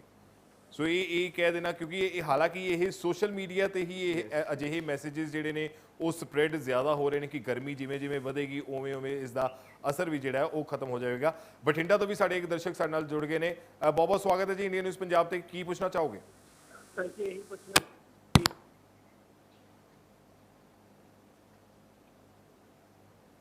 ਮੇਰੀ ਆਵਾਜ਼ ਮਿਲ ਰਹੀ ਹੈ ਜੀ ਤੁਹਾਨੂੰ? ਸੋ ਇਹ ਇੱਕ ਵਾਰ ਦੁਬਾਰਾ ਤੋਂ ਉਹਨਾਂ ਦੇ ਨਾਲ ਰਾਬਤਾ ਕਾਇਮ ਕਰਨ ਦੀ ਕੋਸ਼ਿਸ਼ ਕਰਾਂਗੇ। ਸੋ ਅਸੀਂ ਵੀ ਦਰਸ਼ਕਾਂ ਨੂੰ ਅਪੀਲ ਕਰਾਂਗੇ ਜੇਕਰ ਤੁਸੀਂ ਵੀ ਕੋਈ ਆਪਣਾ ਸਵਾਲ ਪੁੱਛਣਾ ਚਾਹੁੰਦੇ ਹੋ ਤਾਂ ਸਾਡੇ ਨਾਲ ਦੋ ਮਾਹਿਰ ਡਾਕਟਰ ਜਿਹੜੇ ਹੈਗੇ ਨੇ ਉਹ ਪੈਨਲ ਦੇ ਵਿੱਚ ਜੁੜੇ ਹੋਏ ਨੇ, ਡਾਕਟਰ ਰਮਨੀਕ ਸਿੰਘ ਬੇਦੀ ਤੇ ਡਾਕਟਰ ਗੁੰਜਨ। ਤੁਸੀਂ ਵੀ ਆਪਣੇ ਸਵਾਲ ਜਿਹੜੇ ਹੈਗੇ ਨੇ ਕਰੋਨਾ ਵਾਇਰਸ ਨੂੰ ਲੈ ਕੇ, ਕਿਉਂਕਿ ਬਹੁਤ ਸਾਰੇ ਸਵਾਲ ਜਿਹੜੇ ਨੇ ਉਹ ਸਾਹਮਣੇ ਆ ਰਹੇ ਹੈਗੇ ਨੇ ਤੇ ਲੋਕਾਂ ਦੇ ਜ਼ਿਹਨ ਦੇ ਵਿੱਚ ਕਈ ਤਰ੍ਹਾਂ ਦੇ ਸਵਾਲ ਨੇ। ਗੌਰਵ ਸਾਡੇ ਨਾਲ ਫੋਨ ਲਾਈਨ ਤੇ ਜੁੜ ਗਏ ਨੇ। ਗੌਰਵ ਜੀ, ਬਹੁਤ ਬਹੁਤ ਸਵਾਗਤ ਹੈ। ਕੀ ਪੁੱਛਣਾ ਚਾਹੋਗੇ? ਦੇਖੋ ਜੀ, ਹੈਲੋ, ਹਾਂਜੀ ਹਾਂਜੀ, ਪਲੀਜ਼ ਕੰਟੀਨਿਊ।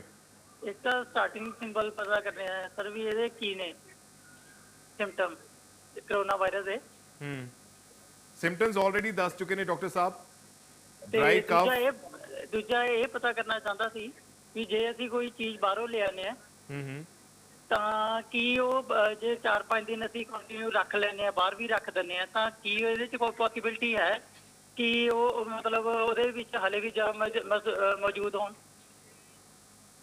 4-5 ਦਿਨ ਯਾਨੀ ਕਿ ਸਬਜ਼ੀਆਂ ਜਾਂ ਕੋਈ ਹੋਰ ਐਸੈਂਸ਼ੀਅਲਸ ਦੀ ਤੁਸੀਂ ਗੱਲ ਕਰ ਰਹੇ ਹੋ। ਬਹੁਤ ਬਹੁਤ ਸ਼ੁਕਰੀਆ ਆਪਣਾ ਸਵਾਲ ਪੁੱਛਣ ਦੇ ਲਈ। ਡਾਕਟਰ ਗੁੰਜਨ, ਕਿ 4-5 ਦਿਨਾਂ ਤੱਕ ਕੀ ਉਹ ਉਹਨਾਂ ਚੀਜ਼ਾਂ ਨੂੰ ਜੇਕਰ ਰੱਖਦੇ ਨੇ ਤਾਂ ਕੀ ਉਹ ਇਹ ਵੀ ਪੋਸੀਬਿਲਿਟੀ ਹੈਗੀ ਹੈ ਕਿ ਉਸ ਦੇ ਵਿੱਚ ਵੀ ਜੇਕਰ ਕੋਈ ਕਰੋਨਾ ਵਾਇਰਸ ਦੇ ਉਹ ਹੈਗੇ ਆ ਕੀਟਾਣੂ ਤਾਂ ਕੀ ਉਹ 4-5 ਦਿਨ ਵੀ ਰਹਿ ਸਕਦੇ ਨੇ?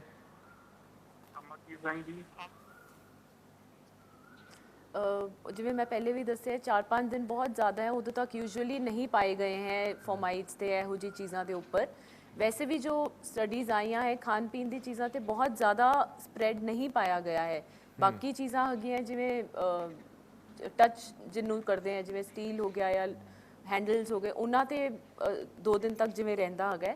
ਬਟ ਖਾਣ ਪੀਣ ਦੀ ਚੀਜ਼ਾਂ ਵਿੱਚ ਯੂਜੂਅਲੀ ਨਹੀਂ ਰਹਿੰਦਾ, ਬਟ ਸਟਿਲ ਤੁਸੀਂ ਉਹਨੂੰ ਪ੍ਰੋਪਰਲੀ ਵਾਸ਼ ਕਰਕੇ 24 ਆਵਰਸ ਤੋਂ ਬਾਅਦ ਉਹਨੂੰ ਕੰਜ਼ਿਊਮ ਕਰ ਸਕਦੇ ਹੋ। ਬਿਲਕੁਲ, ਅਗਰ ਤੁਸੀਂ ਬਾਹਰੋਂ ਕੋਈ ਚੀਜ਼ ਲਿਆ ਰਹੇ ਹੋ, ਭਾਵੇਂ ਉਹ ਸਬਜ਼ੀਆਂ ਨੇ ਜਾਂ ਫਰੂਟਸ ਹੈਗੇ ਨੇ, ਉਹਨਾਂ ਨੂੰ ਇੱਕ ਵਾਰੀ ਵਾਸ਼ ਜ਼ਰੂਰ ਕਰ ਲਓ ਖਾਣ ਤੋਂ ਪਹਿਲਾਂ, ਤਾਂ ਉਹ ਵੈਸੇ ਵੀ ਫਾਇਦੇਮੰਦ ਹੁੰਦਾ ਹੈ। ਔਰ ਵਾਇਰਸ ਤੋਂ ਇਲਾਵਾ ਵੈਸੇ ਵੀ ਅਗਰ ਆਪਾਂ ਡੇਲੀ ਰੂਟੀਨ ਦੇ ਵਿੱਚ ਵੀ ਵੇਖਿਆ ਜਾਵੇ ਤਾਂ ਕੋਈ ਵੀ ਅਗਰ ਤੁਸੀਂ ਸਬਜ਼ੀ ਲਿਆਉਂਦੇ ਹੋ, ਕਿਉਂਕਿ ਕਈ ਤਰ੍ਹਾਂ ਦੇ ਹੱਥ ਲੱਗੇ ਹੁੰਦੇ ਨੇ, ਕਈ ਤਰ੍ਹਾਂ ਦੀ ਕਿਸੇ ਤਰੀਕੇ ਦੇ ਕੋਈ ਵੀ ਵਾਇਰਸ ਜਿਹੜਾ ਹੈਗਾ ਉਸ ਦੇ ਅੰਦਰ ਹੋ ਸਕਦਾ। ਸੋ ਇਹ ਆਪਣੀ ਡੇਲੀ ਰੂਟੀਨ 'ਚ ਵੀ ਹੋਣਾ ਚਾਹੀਦਾ ਕਿ ਉਸ ਨੂੰ ਵਾਸ਼ ਕੀਤਾ ਜਾਵੇ। ਡਾਕਟਰ ਗੁੰਜਨ, ਇੱਕ ਹੋਰ ਜਿਹੜਾ ਬਹੁਤ ਜਿਹੜੇ ਸਵਾਲ ਹੈਗਾ ਉਹ ਇਹ ਹੈ ਕਿ ਏਅਰ ਸਪਰੈਡ ਦੇ ਵਿੱਚ ਤਾਂ ਨਹੀਂ ਇਹ ਜਿਹੜਾ ਵਾਇਰਸ ਹੈਗਾ ਅਜੇ ਤੱਕ ਕੋਈ ਇਸ ਦੇ ਕੋਈ ਉਹ ਨਜ਼ਰ ਨਹੀਂ ਆਏ ਹੈਗੇ ਕਿ ਇਹ ਹਵਾ ਦੇ ਵਿੱਚ ਵੀ ਫੈਲਦਾ ਹੈਗਾ? ਕਿਉਂਕਿ ਕੁਝ ਇੱਕ ਅਫਵਾਹਾਂ ਵੀ, ਇਹ ਰਿਊਮਰਸ ਵੀ ਹੈਗੇ ਸੀ ਕਿ ਹਵਾ ਦੇ ਵਿੱਚ ਵੀ ਇਹ ਫੈਲਣਾ ਹਾਂਜੀ ਸ਼ੁਰੂ ਹੋ ਗਿਆ। ਡ੍ਰੌਪਲੇਟ ਜਿਵੇਂ ਪਹਿਲੇ ਵੀ ਡਾਕਟਰ ਬੇਦੀ ਨੇ ਵੀ ਦੱਸਿਆ ਹੈ, ਇਹ ਨਵੀਂ ਡਿਜ਼ੀਜ਼ ਆਈ ਹੈਗੀ ਹੈ 3 ਮਹੀਨੇ 4 ਦਸੰਬਰ 2019 ਵਿੱਚ ਹੀ ਫਸਟ ਟਾਈਮ ਇਹਨੂੰ ਦੇਖਿਆ ਗਿਆ ਹੈ ਤੇ ਹਰ ਥੋੜੇ ਦਿਨ ਵਿੱਚ ਸਾਨੂੰ ਕੁਝ ਨਵਾਂ ਪਤਾ ਚੱਲਦਾ ਹੈ।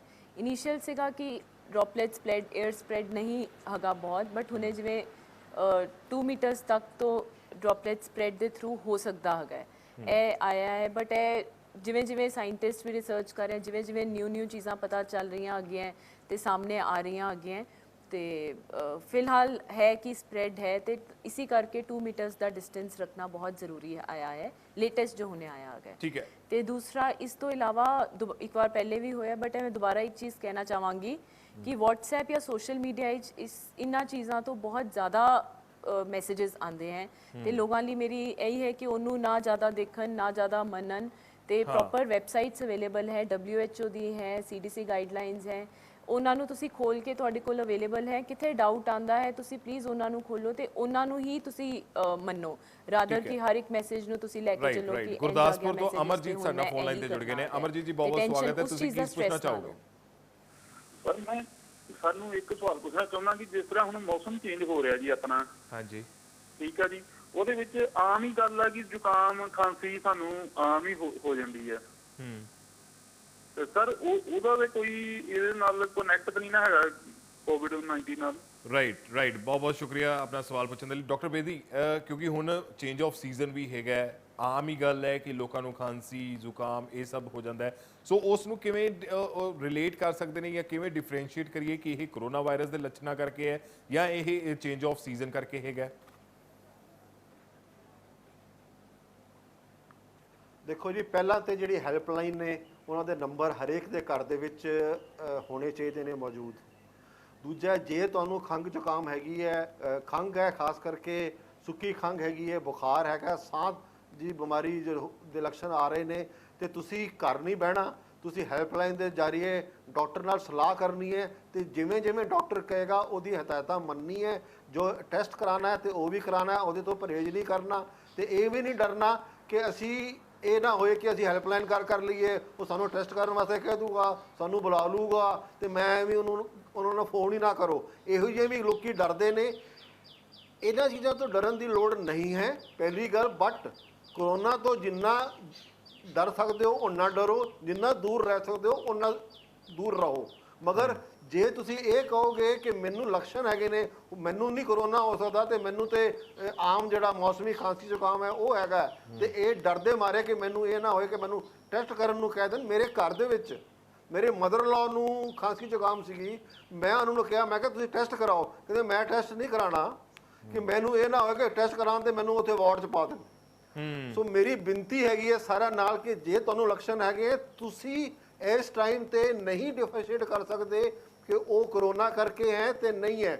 ਦੂਜੀ ਗੱਲ ਇਹ ਹੈ ਕਿ ਜੇ ਤੁਹਾਨੂੰ ਖਾਂਸੀ ਹੈਗੀ ਹੈ, ਸਾਹ ਦੀ ਤਕਲੀਫ ਹੋ ਰਹੀ ਹੈ, ਬੁਖਾਰ ਹੈਗੀ ਹੈ, ਕਰੋਨਾ ਦਾ ਟੈਸਟ ਪਹਿਲਾਂ ਕਰਾਓ, ਉਹਨੂੰ ਰੂਲ ਆਊਟ ਕਰੋ, ਉਸ ਤੋਂ ਬਾਅਦ ਜਿਹੜਾ ਹੈਗਾ ਆਮ ਇਲਾਜ ਜਿਹੜਾ ਹੈਗਾ ਉਹਨੂੰ ਹੁੰਦਾ ਰਹੇਗਾ। ਡਾਕਟਰ ਬੇਦੀ, ਜਿਵੇਂ ਤੁਸੀਂ ਆਪਣੀ ਫੈਮਿਲੀ ਦੀ ਐਗਜ਼ਾਮਪਲ ਦਿੱਤੀ ਹੈਗੀ ਹੈ, ਐਵੇਂ ਦੇ ਬਹੁਤ ਸਾਰੇ ਲੋਕ ਹੈਗੇ ਨੇ ਜੋ ਸ਼ਾਇਦ ਡਰ ਦੇ ਮਾਰੇ ਵੀ ਇਸ ਦਾ ਇਲਾਜ ਨਹੀਂ ਇਸ ਦਾ ਟੈਸਟ ਨਹੀਂ ਕਰਵਾ ਪਾ ਰਹੇ ਹੈਗੇ, ਔਰ ਉਹਨਾਂ ਨੂੰ ਇਹੀ ਲੱਗਦਾ ਹੈ ਕਿ ਕਿਤੇ ਜੇ ਪੋਜ਼ਿਟਿਵ ਨਿਕਲ ਆਇਆ ਤੇ ਸਾਨੂੰ ਆਈਸੋਲੇਟ ਕਰ ਦਿੱਤਾ ਜਾਵੇਗਾ, ਕਿਉਂਕਿ ਬਹੁਤ ਸਾਰੀਆਂ ਵੀਡੀਓਜ਼ ਜਿਸ ਤਰੀਕੇ ਦੀਆਂ ਸਾਹਮਣੇ ਆਈਆਂ ਕਿ ਕਿਵੇਂ ਉਹ ਲੈ ਕੇ ਜਾਂਦੇ ਨੇ ਘਰੋਂ।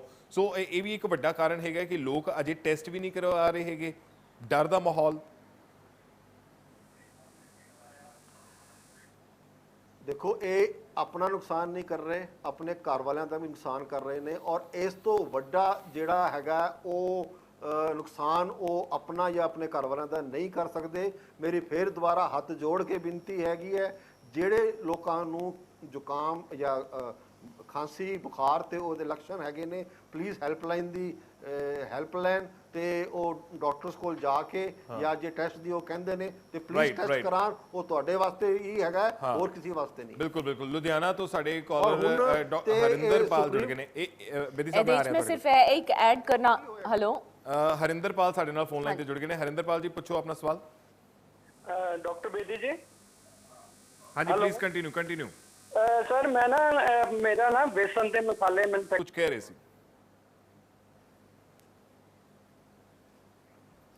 हाँ जी, मैं यही डॉक्टर बेदी ने जिवें दस्या है, ਤੁਹਾਨੂੰ ਕੋਈ ਵੀ ਸਿੰਪਟਮਸ ਆਉਂਦੇ ਹੈ, ਖਾਂਸੀ ਜ਼ੁਕਾਮ ਜਾਂ ਫੀਵਰ ਇੱਕ ਇੰਪੋਰਟੈਂਟ ਸਿੰਪਟਮ ਹੈ ਇਹਦੇ ਵਿੱਚ, ਤੇ ਖਾਂਸੀ ਦੂਸਰਾ ਇੰਪੋਰਟੈਂਟ ਸਿੰਪਟਮ ਹੈ। ਇਹਨਾਂ ਵਿੱਚ ਤੁਹਾਨੂੰ ਇਹ ਕਰੋਨਾ ਹੈ ਜਾਂ ਨਹੀਂ ਹੈ, ਲੈਟ ਡਾਕਟਰਸ ਡਿਸਾਈਡ। ਤੁਸੀਂ ਆਪੇ ਘਰ ਵਿੱਚ ਡਿਸਾਈਡ ਕਰਕੇ ਨਾ ਬੈਠੋ ਕਿ ਨਹੀਂ ਜੀ ਮੈਨੂੰ ਕਰੋਨਾ ਨਹੀਂ ਹੈਗਾ, ਮੈਨੂੰ ਤੇ ਸਿਰਫ ਮੌਸਮੀ ਖਾਂਸੀ ਹੈ। ਤੁਸੀਂ ਪਲੀਜ਼ ਹੈਲਪਲਾਈਨ ਵਿੱਚ ਕੰਟੈਕਟ ਕਰੋ, ਲੈਟ ਡਾਕਟਰਸ ਡਿਸਾਈਡ, ਡਾਕਟਰਸ ਨੂੰ ਡਿਸਾਈਡ ਕਰਨ ਦਿਓ ਇਹ ਕਰੋਨਾ ਕਾਰਨ ਹੈ ਕਿ ਕੁਝ ਹੋਰ ਹੈ। ਬਟ ਡਾਕਟਰ ਬੇਦੀ ਘਰ ਬੈਠ ਕੇ ਆਪਣੇ ਸਿੰਪਟਮਸ ਨੂੰ ਇਗਨੋਰ ਨਹੀਂ ਕਰੋ, ਹੈਲਪ ਜ਼ਰੂਰ ਲਓ। ਬਿਲਕੁਲ, ਇਹ ਇਗਨੋਰ ਕਰਨ ਦੀ ਲੋੜ ਵੀ ਨਹੀਂ ਹੈਗੀ ਔਰ ਡਰਨ ਦੀ ਵੀ ਲੋੜ ਨਹੀਂ ਹੈਗੀ। ਜੇਕਰ ਤੁਹਾਨੂੰ ਕੋਈ ਕਿਸੇ ਤਰੀਕੇ ਦੇ ਸਿੰਪਟਮਸ ਨਜ਼ਰ ਆ ਰਹੇ ਨੇ ਤਾਂ ਇਹ ਨਾ ਸੋਚੋ ਕਿ ਇਹ ਮੌਸਮੀ ਚੇਂਜ ਹੋ ਰਿਹਾ, ਮੌਸਮ ਚੇਂਜ ਹੋ ਰਿਹਾ ਤੇ ਉਹਦੇ ਕਰਕੇ ਸਾਨੂੰ ਇਹ ਖਾਂਸੀ ਜ਼ੁਕਾਮ ਹੈਗਾ ਜਾਂ ਬੁਖਾਰ ਹੈਗਾ। ਤੁਰੰਤ ਜਿਹੜਾ ਹੈਗਾ ਡਾਕਟਰਸ ਦੇ ਕੋਲ ਪਹੁੰਚੋ, ਆਪਣੇ ਟੈਸਟ ਜਿਹੜੇ ਹੈਗੇ ਨੇ ਉਹ ਜ਼ਰੂਰ ਕਰਾਓ। ਡਾਕਟਰ ਬੇਦੀ, ਸਮੇਂ ਦੀ ਥੋੜੀ ਘਾਟ ਹੈਗੀ ਹੈ, ਮੈਂ ਫਾਈਨਲ ਤੁਹਾਡੇ ਕੋਲ ਜਾਣਨਾ ਚਾਹਾਂਗਾ ਕਿ ਲੋਕਾਂ ਨੂੰ ਤੁਸੀਂ ਕੀ ਆਪਣੇ ਵੱਲੋਂ ਇੱਕ ਮੈਸੇਜ ਦੇਣਾ ਚਾਹੋਗੇ ਕਿ ਜਿਹੜਾ ਇੱਕ ਡਰ ਦਾ ਮਾਹੌਲ ਬਣਿਆ ਹੋਇਆ ਹੈ ਜਾਂ ਲੋਕ ਜਿਹੜੇ ਹੈਗੇ ਨੇ ਆਪਣੇ ਘਰੋਂ ਜਿਹੜੇ ਇਸ ਚੀਜ਼ ਨੂੰ ਲੈ ਕੇ, ਖਾਸ ਤੌਰ ਤੇ ਜਿਵੇਂ ਤੁਸੀਂ ਆਪਣੇ ਫੈਮਿਲੀ ਦੀ ਐਗਜ਼ਾਮਪਲ ਦਿੱਤੀ ਹੈਗੀ ਹੈ ਕਿ ਲੋਕ ਆਪਣੇ ਘਰਾਂ ਦੇ ਵਿੱਚ ਜੇਕਰ ਉਹਨਾਂ ਨੂੰ ਕਿਸੇ ਤਰੀਕੇ ਦੇ ਕੋਈ ਸਿੰਪਟਮਸ ਨਜ਼ਰ ਆਉਂਦੇ ਨੇ ਤਾਂ ਉਹ ਕੀ ਕਰਨ, ਉਸ ਦਾ ਇੱਕ ਜਿਹੜਾ ਮੈਸੇਜ ਤੁਸੀਂ ਕੀ ਦੇਣਾ ਚਾਹੋਗੇ? ਦੇਖੋ, ਪਹਿਲਾਂ ਤਾਂ ਮੈਂ ਇਹ ਕਹੂੰਗਾ ਕਿ ਪੋਜ਼ਿਟਿਵ ਰਹੋ, ਇਸ ਕਰਕੇ ਕਿ ਕਰੋਨਾ ਵਿੱਚ ਇੱਕ ਗੱਲ ਤੇ ਤੈਅ ਹੋ ਗਈ ਹੈ ਕਿ 85% ਲੋਕਾਂ ਨੂੰ ਇਹ ਜਿਹੜਾ ਹੈਗਾ ਖਾਂਸੀ ਬੁਖਾਰ ਤੇ ਥੋੜਾ ਬਹੁਤੇ ਲੱਛਣ ਦਿੰਦਾ ਹੈ ਔਰ ਲੋਕੀ ਟੋਟਲੀ ਰਿਕਵਰ ਹੋ ਰਹੇ ਨੇ। ਦੂਜੀ ਗੱਲ ਇਹ ਤੈਅ ਹੋ ਗਈ ਹੈ ਕਿ ਹਿੰਦੁਸਤਾਨ ਵਿੱਚ ਕਈ ਕਾਰਨਾਂ ਕਰਕੇ, ਜਿਹਦੀ ਅਜੇ ਬਾਅਦ ਵਿੱਚ ਸਟੱਡੀ ਕੀਤੀ ਜਾਊਗੀ ਕਿ ਕਿਉਂ ਹੈਗਾ ਹੈ, ਉਹ ਇੰਨਾ ਸੀਰੀਅਸਨੈਸ ਨਹੀਂ ਆਇਆ ਹੈ। ਜਿਹੜੀ ਮੋਰਟੈਲਿਟੀ ਹੈਗੀ ਹੈ ਉਹ 2% ਤੋਂ ਵੀ ਘੱਟ ਹੈ। ਤਾਂ ਕਹਿਣ ਦਾ ਭਾਵ ਇਹ ਹੈ ਕਿ 100 ਮਰੀਜ਼ ਨੂੰ ਜੇ ਕਰੋਨਾ ਹੁੰਦਾ ਹੈ ਉਹਦੇ ਵਿੱਚ ਸਿਰਫ 2% ਲੋਕੀ ਹੈਗੇ ਨੇ, ਉਸ ਤੋਂ ਵੀ ਘੱਟ ਨੇ ਜਿਨ੍ਹਾਂ ਨੂੰ ਹਸਪਤਾਲ ਜਾਣ ਦੀ ਲੋੜ ਪਏਗੀ ਜਾਂ ਆਈਸੀਯੂ ਦੇ ਵਿੱਚ ਜਾਣ ਦੀ ਲੋੜ ਪਏਗੀ। ਮੈਂ ਵੈਂਟੀਲੇਟਰ ਦੀ ਤਾਂ ਗੱਲ ਹੀ ਨਹੀਂ ਕਰਦਾ। ਸੋ ਇਸ ਕਰਕੇ ਇਹ ਕੋਈ ਇੰਨੀ ਇਹਦੀ ਜਿਹੜਾ ਫੈਲਦਾ ਬਹੁਤ ਫਾਸਟ ਹੈ, ਮਗਰ ਜੇ ਟਾਈਮ ਦੇ ਉੱਤੇ ਇਸ ਨੂੰ ਕੰਟਰੋਲ ਕੀਤਾ ਜਾਏ ਤੇ ਇਹਦੇ ਵਿੱਚ 90-95% ਬਿਲਕੁਲ ਡਰਨ ਦੀ ਵੀ ਲੋੜ ਨਹੀਂ ਹੈਗੀ ਤੇ ਆਪਣੇ ਬਿਲਕੁਲ ਜ਼ਿੰਦਗੀ ਜਿਹੜੀ ਔਰ ਜੇਕਰ ਬਾਰ-ਬਾਰ ਅਪੀਲ ਇਹੀ ਕੀਤੀ ਜਾ ਰਹੀ ਹੈ ਕਿ ਆਪਣੇ ਘਰਾਂ ਦੇ ਵਿੱਚ ਰਹੋ ਤਾਂ ਹੀ ਤੁਸੀਂ ਸੁਰੱਖਿਅਤ ਰਹੋਗੇ, ਤਾਂ ਉਸ ਤੇ ਇੰਪਲੀਮੈਂਟ ਜ਼ਰੂਰ ਕਰੋ, ਲੋਕਡਾਊਨ ਦੀ ਪਾਲਣਾ ਜ਼ਰੂਰ ਕਰੋ। ਡਾਕਟਰ ਗੁੰਜਨ ਤੇ ਡਾਕਟਰ ਬੇਦੀ, ਬਹੁਤ-ਬਹੁਤ ਸ਼ੁਕਰੀਆ ਇਸ ਚਰਚਾ ਦੇ ਵਿੱਚ ਸ਼ਾਮਲ ਹੋਣ ਦੇ ਲਈ ਤੇ ਆਪਣੇ ਸੁਝਾਅ ਜਿਹੜੇ ਹੈਗੇ ਨੇ, ਕਿਉਂਕਿ ਲੋਕਾਂ ਦੇ ਬਹੁਤ ਸਾਰੇ ਸਵਾਲ ਸੀ, ਉਹਨਾਂ ਸਵਾਲਾਂ ਦਾ ਜਵਾਬ ਦੇਣ ਦੇ ਲਈ ਬਹੁਤ-ਬਹੁਤ ਸ਼ੁਕਰੀਆ। ਸੋ ਅਸੀਂ ਵੀ ਇੰਡੀਆ ਨਿਊਜ਼ ਪੰਜਾਬ ਵੀ ਤੁਹਾਨੂੰ ਇਹੀ ਅਪੀਲ ਕਰਦਾ ਹੈ ਕਿ ਜੇਕਰ ਕੋਈ ਕਿਸੇ ਤਰੀਕੇ ਦੇ ਤੁਹਾਨੂੰ ਕੋਈ ਲੱਛਣ ਨਜ਼ਰ ਆਉਂਦੇ ਨੇ, ਭਾਵੇਂ ਉਹ ਖਾਂਸੀ ਹੈ ਜਾਂ ਜ਼ੁਕਾਮ ਹੈ ਜਾਂ ਬੁਖਾਰ ਹੈ, ਤਾਂ ਆਪਣੇ ਘਰੇ ਨਾ ਬੈਠੇ ਰਹੋ, ਉਸ ਦਾ ਟੈਸਟ ਜ਼ਰੂਰ ਕਰਵਾਓ। ਡਰਨ ਦੀ ਲੋੜ ਨਹੀਂ ਹੈਗੀ, ਤੁਸੀਂ ਆਪਣੇ ਘਰੇ ਰਹੋ, ਸੁਰੱਖਿਅਤ ਰਹੋ, ਤਾਂ ਹੀ ਦੇਸ਼ ਸੁਰੱਖਿਅਤ ਰਹੇਗਾ। ਫਿਲਹਾਲ ਦੇ ਲਈ ਮੈਨੂੰ ਦਿਓ ਇਜਾਜ਼ਤ, ਤੁਸੀਂ ਬਣੇ ਰਹੋ ਇੰਡੀਆ ਨਿਊਜ਼ ਪੰਜਾਬ ਦੇ ਨਾਲ।